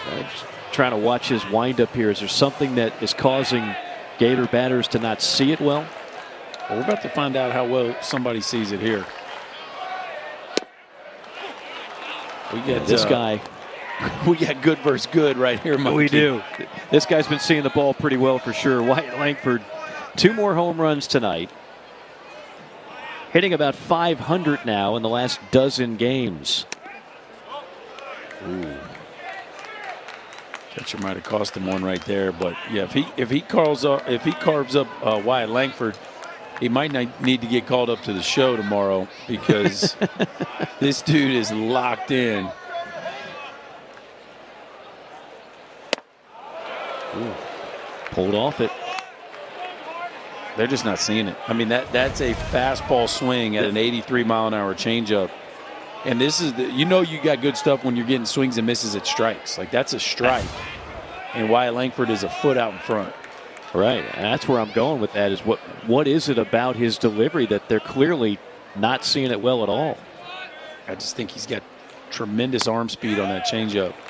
And see, there's been enough of those right there. Just throw that fastball right up at the eyes of a hitter, speed him up, and then here we go, turn it over again right here. See if he doubles up with the heater. My guess is he's just going to go right back to the changeup. Oh, he doubled up. Wow. 91, but it might as well be 100 with that changeup. Well, that tells you how much they think of Langford. I think once you go up with the fastball, it's easy to think you're going to go back with the changeup, and that is a paint piece. I mean, right on the inside black, past the hottest hitter in college baseball. This is some sort of performance by Mr. Scalaro right now. That is 7 strikeouts in 4 innings out of the pen. I can't remember the last time we had a 3-ball count. I mean, just coming right after you. Even the balls that are missing like that one, I mean, that's a borderline pitch. Yeah, there's it's a little surprising that Jeff Head wouldn't give him the benefit of the doubt on a pitch as good as he's been. But here you go, you got a 2-0 count. Now we'll see if he wants to challenge or if he's feeling so good that he's just going to spin a breaking ball in there. Thompson got hit in the 3rd to extend his on-base streak to 22. Chase that ball. Again, not seeing it well. 2-0 changeup.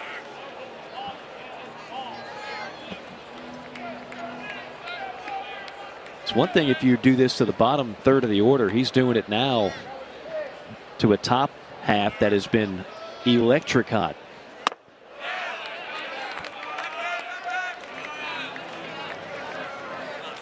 There's a 3-ball count, a rarity for Scalaro's thus far. Thompson 0 for 2.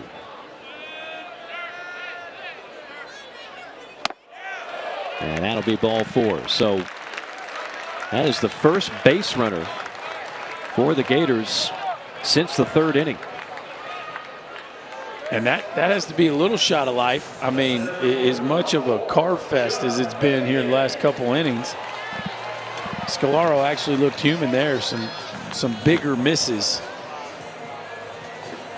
Scalaro had retired 12 straight, 7 strikeouts during that span. And now you want to talk about a guy who could desperately use a hit against a guy who can seemingly do no wrong. Scalaro, meet Judd Fabian. I'm calling it here. Breaking out of the slump right here. Calling it. It has been duly noted. Chris Burke, you are on the record.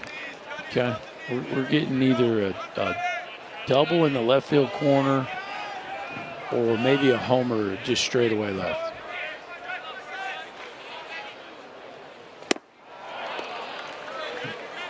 Hang on the next pitch. Hang in, hang in there with me. Hey, you get 3 strikes. That's right. That's right.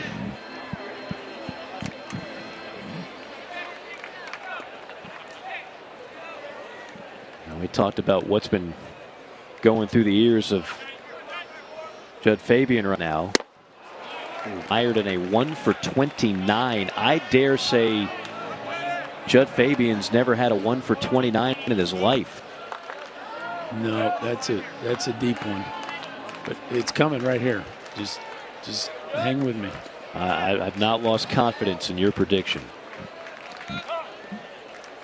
nor the perseverance of Judd Fabian. Problem is, I haven't lost confidence in Scolaro either. That's right. Uh-oh. Oh, no. Picked off. Throw down. Got him. Thompson caught stealing to end it. Now you finally get a base runner. Killed my prediction. And then an it was out no on doubt the coming bases. true. No doubt. Prediction is still in play when we come back. 5-5 our score. So when you're stealing first move off a lefty, you don't look back. Like right there, Sterling Thompson looks back, but see, it's a bad throw, and he's almost safe anyway. When you're going first move, you just go, and you bet that the first baseman's going to throw it into left field. This is what you also do. You run at the middle infielder. So whoever's covering, you run right in the line of the middle infielder, so the first baseman feels like he has to throw it over your head to get it there. And I cannot tell you, Mike, you probably called a few of these, cannot tell you how many times I went first move on a lefty, got picked off, but because I went and made the first baseman rush and run at the middle infielder, the ball ends up in left field, and it's an easier stolen base than stealing it off the catcher. Right. But one thing I'm sure of, when you stop and turn around and look what happened, you're probably going to end up out. Strike three. He said he made contact. The end of the mitt of Ryapel. So the foul tip on Roberts is a strikeout. First out of the inning for Nesbitt.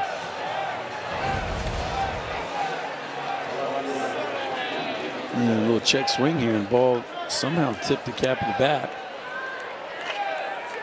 Got to be going sound if you're home plate umpire Jeff Head there. Yeah, it's interesting because the catcher doesn't say it, right? Yeah. I think Ryapel would have noticed. You couldn't see it. Even in slow motion, that's a tough one to detect. But that had to be a ping. Tip skies one to center.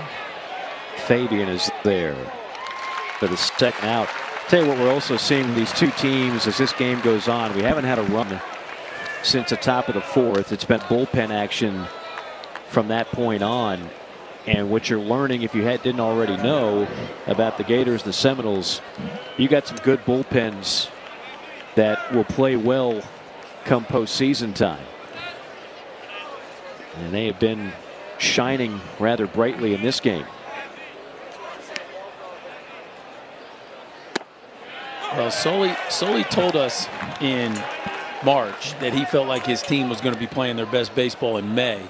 And a big piece of that was he had to figure out who he could trust in his bullpen. And there was some rough patches early. But certainly the bullpen has performed better here down the stretch.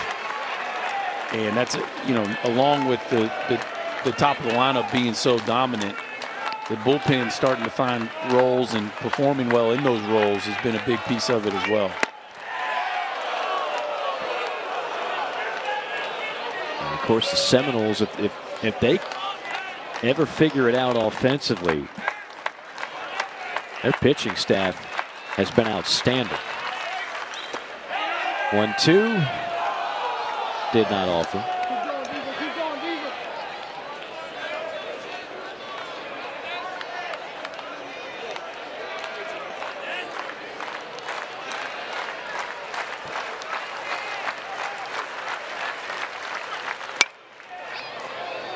Florida State pitching staff strikeouts per 9 innings 12.1. That's the #1 mark in the country.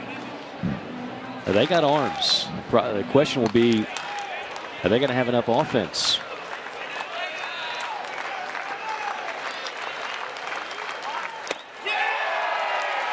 No offense right now against Tyler Nesbitt. He's getting the job done. Second straight 1-2, 1 for 29 Funk. Here it comes. First pitch heater, Gonzo.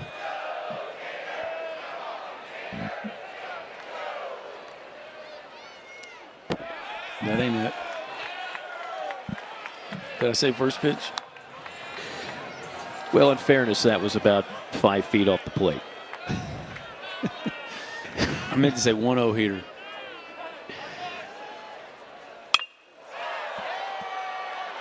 To center. Flag down by Albert. The slump continues. The prediction for Chris Burke. We'll give you a mulligan on that one. Maybe another one later on tonight. Fabian is just fighting it right now. Yeah. And every great player can relate to that. You've been there. Anybody who's ever played the game, it's a sport of failure, even for the best hitters on the planet.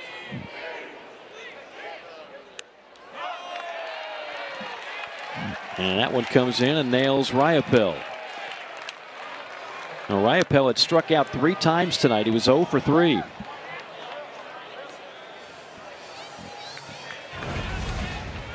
Yeah, so Fabian, again, you come to bat thinking maybe this is the one. He gets the first, and he comes straight through the dugout. Little Bro's waiting for him. And he did not want to hear it from Little Bro. Nope. Sorry, dude. I'm out of here.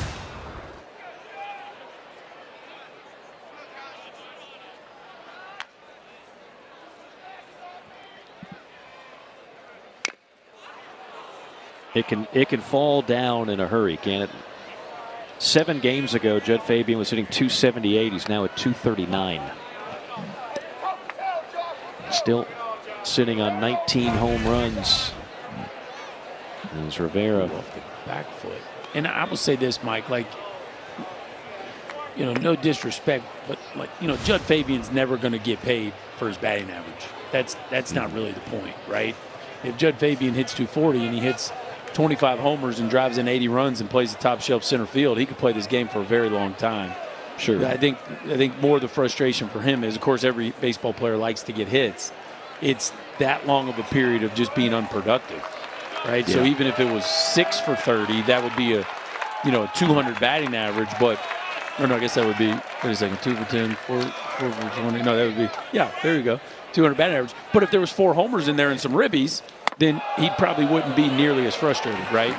So sure, there's a different there's different hitters are measured different ways, and for him, the batting average plummeting is probably less of a concern than just such a prolonged period without squaring balls up and driving in runs.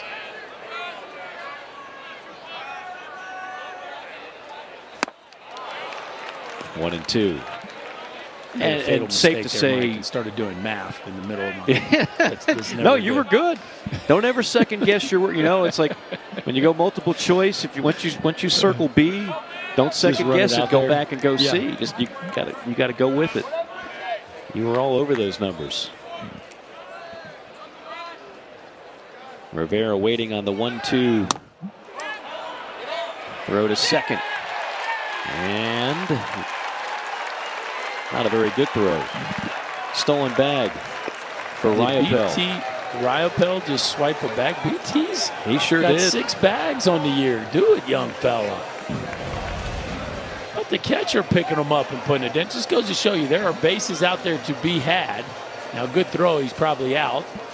But that's part of it, right? Sometimes they don't make good throws, and you got to love your catcher getting into scoring position. Not to be confused with Ricky Henderson, but there he is. He's at second base.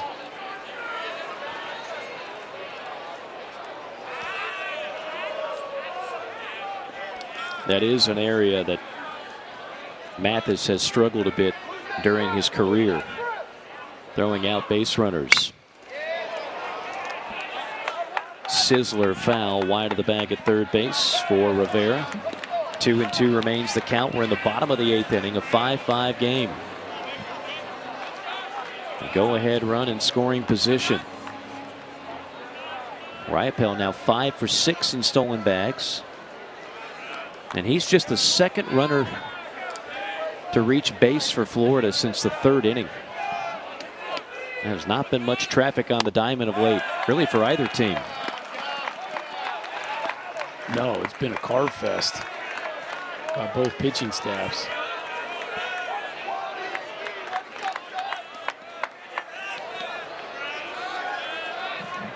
And this is the part of the order that Florida would really like to get going. And 1 through 4, I feel awfully good about.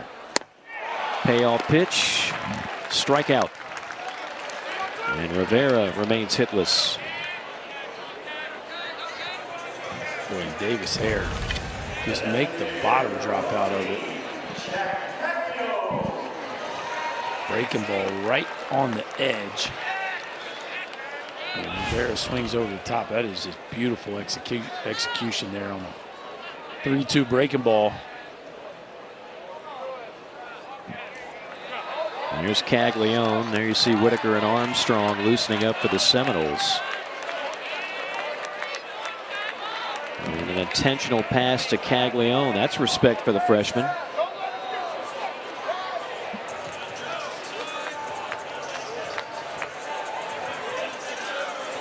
Incidentally, a couple of defensive changes for Florida State. Trayton Rank is the new second baseman. And Colton Vincent is the new catcher.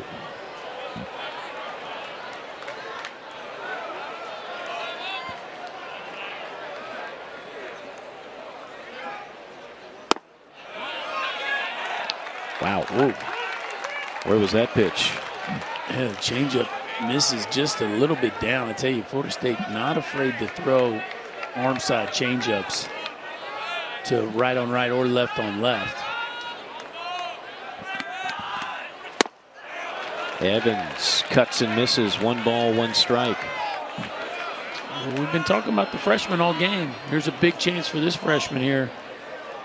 Ty Evans with a runner in scoring position, 2 outs in a tie ball game against your arch rivals. What a spot for this young man.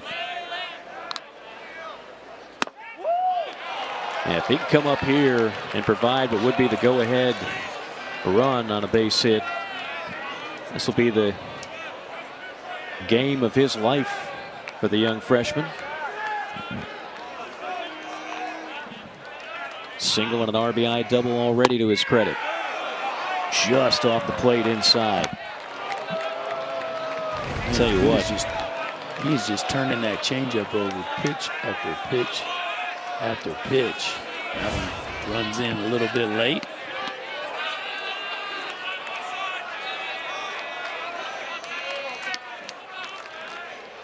The 2-2. We'll see another one.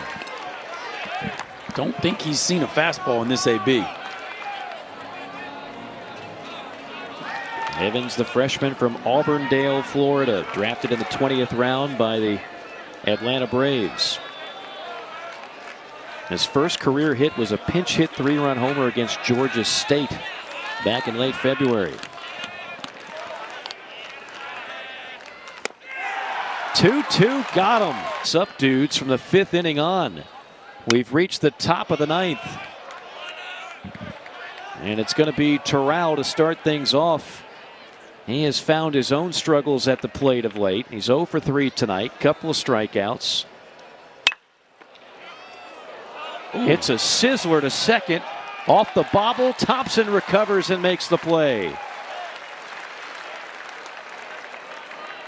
Well, he's had some plays tonight that'll really test you as to how capable you are of playing the position. Nice job right there. Look at him get in front of that ball, center it up.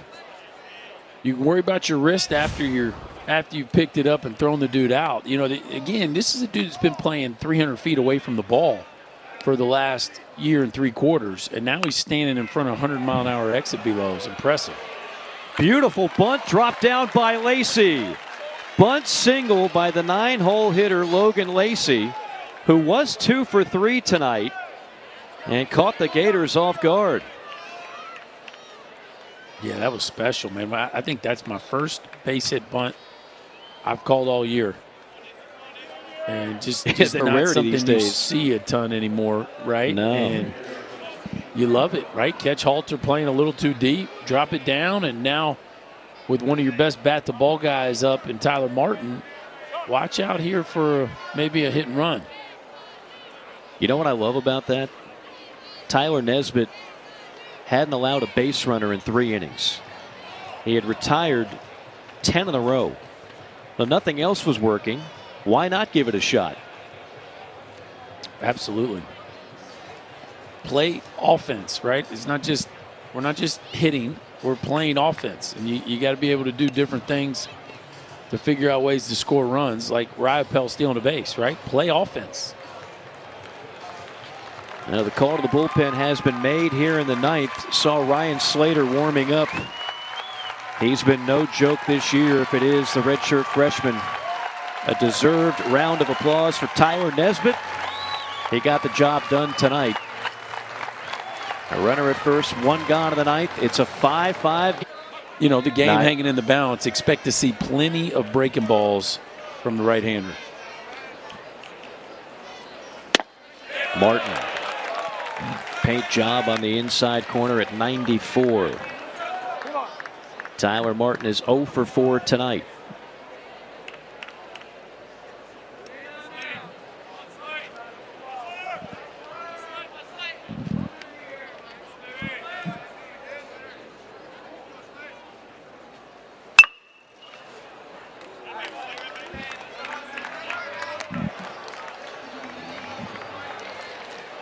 A 5-5 game in the ninth. Winner of this one will win the season series. That's bragging rights. That's a big deal in itself. Both these teams sitting there around 17, 18 in the RPI, trying to make a case to host. That is smothered by Halter at third, and they'll get the force at second. Beautiful play, Halter to Thompson.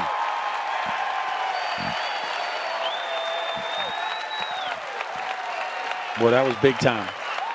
And it's been a rough go of it with the bat for Halter lately, but you can always bring your glove, and that is a layout and then a bullet to second base to get the front end right there and keep a runner out of scoring position. Potentially a game-changing play. Nobody's covering there?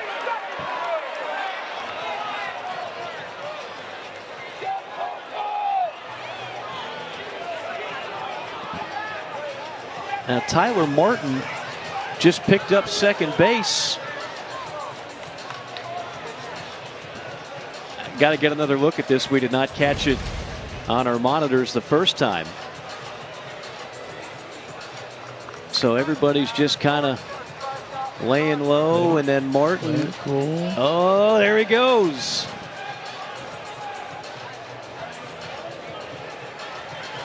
Tyler Martin did the same thing against the Hurricanes this past weekend. He went from second to third when there was no time called on the field. That is a huge play, as the potential go-ahead run is now in scoring position.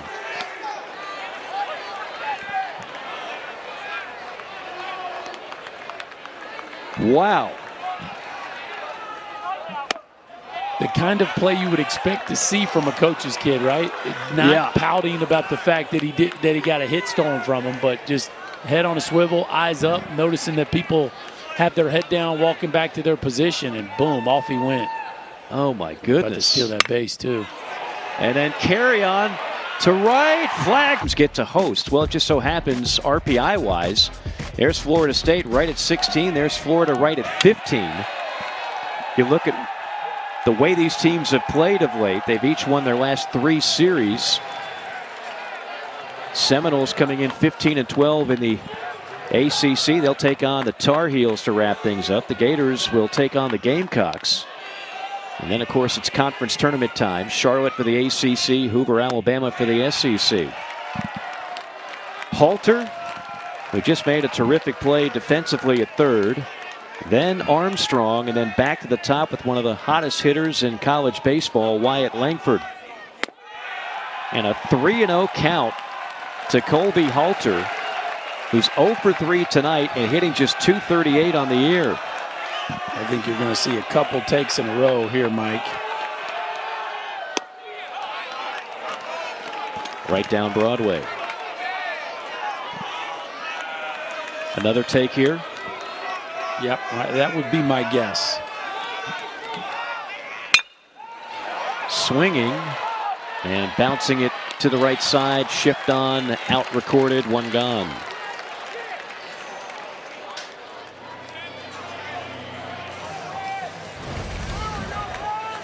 Yeah, you got Carry-On standing right behind the pitcher, and there was a period of time, Mike, where that was just a ho-hum, seeing single up the middle, right. No more. The shortstop had to move to his right to catch that ball. The shortstop.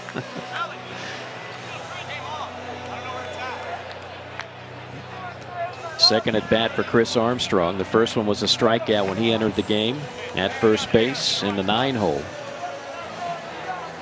And there's that man on deck, Wyatt Langford, who has homered twice tonight.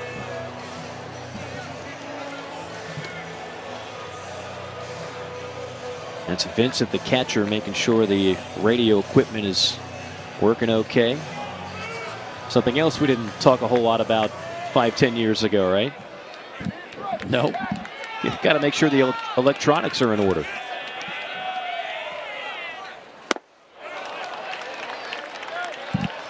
You're going to see a steady diet of those split changeups right here. That's Davis Hare got a really good feel for that pitch tonight. 0-2.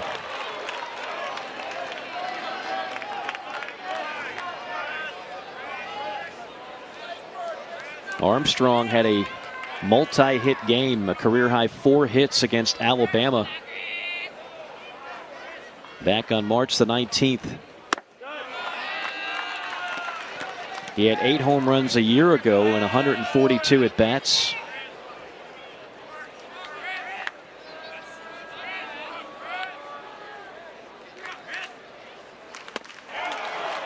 Chase that one down in the dirt.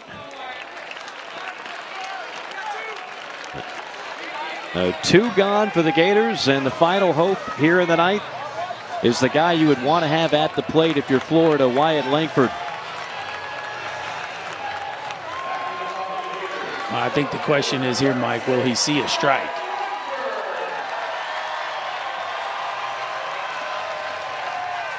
You got Thompson behind him.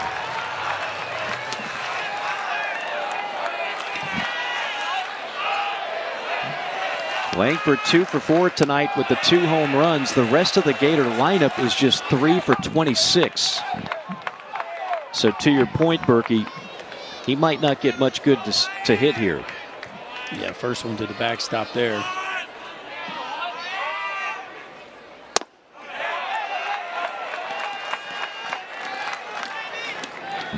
It's kind of weird to say they might be working around Langford to get to Sterling Thompson. I mean, Sterling Thompson is an outstanding player, but this guy has just been in a zone like no other. At this point, might as well just put him on.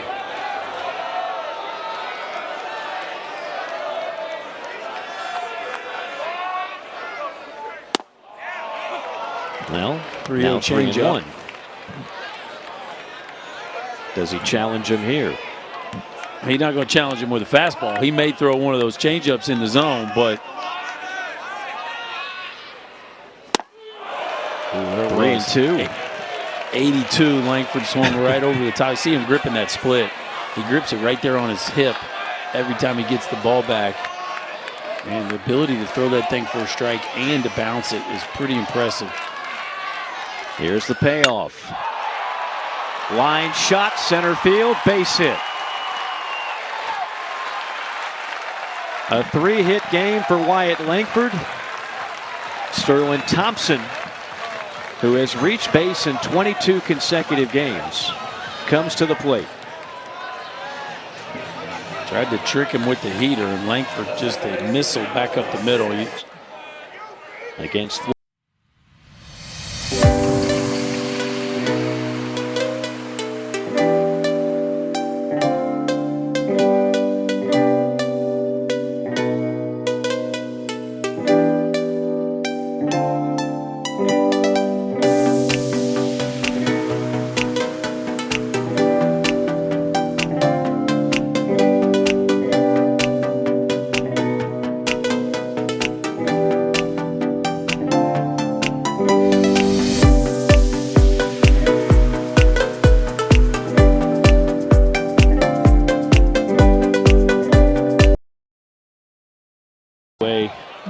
if you're Kevin O'Sullivan and Mike Martin, right? No doubt. No, I think they're both very pleased with the outings they've gotten from their bullpen. No question about it.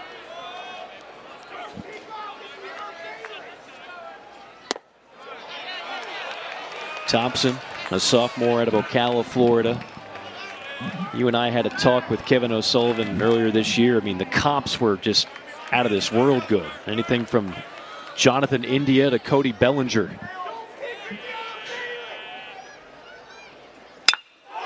One hammered high and deep to right field. She is out of here. Gators win it.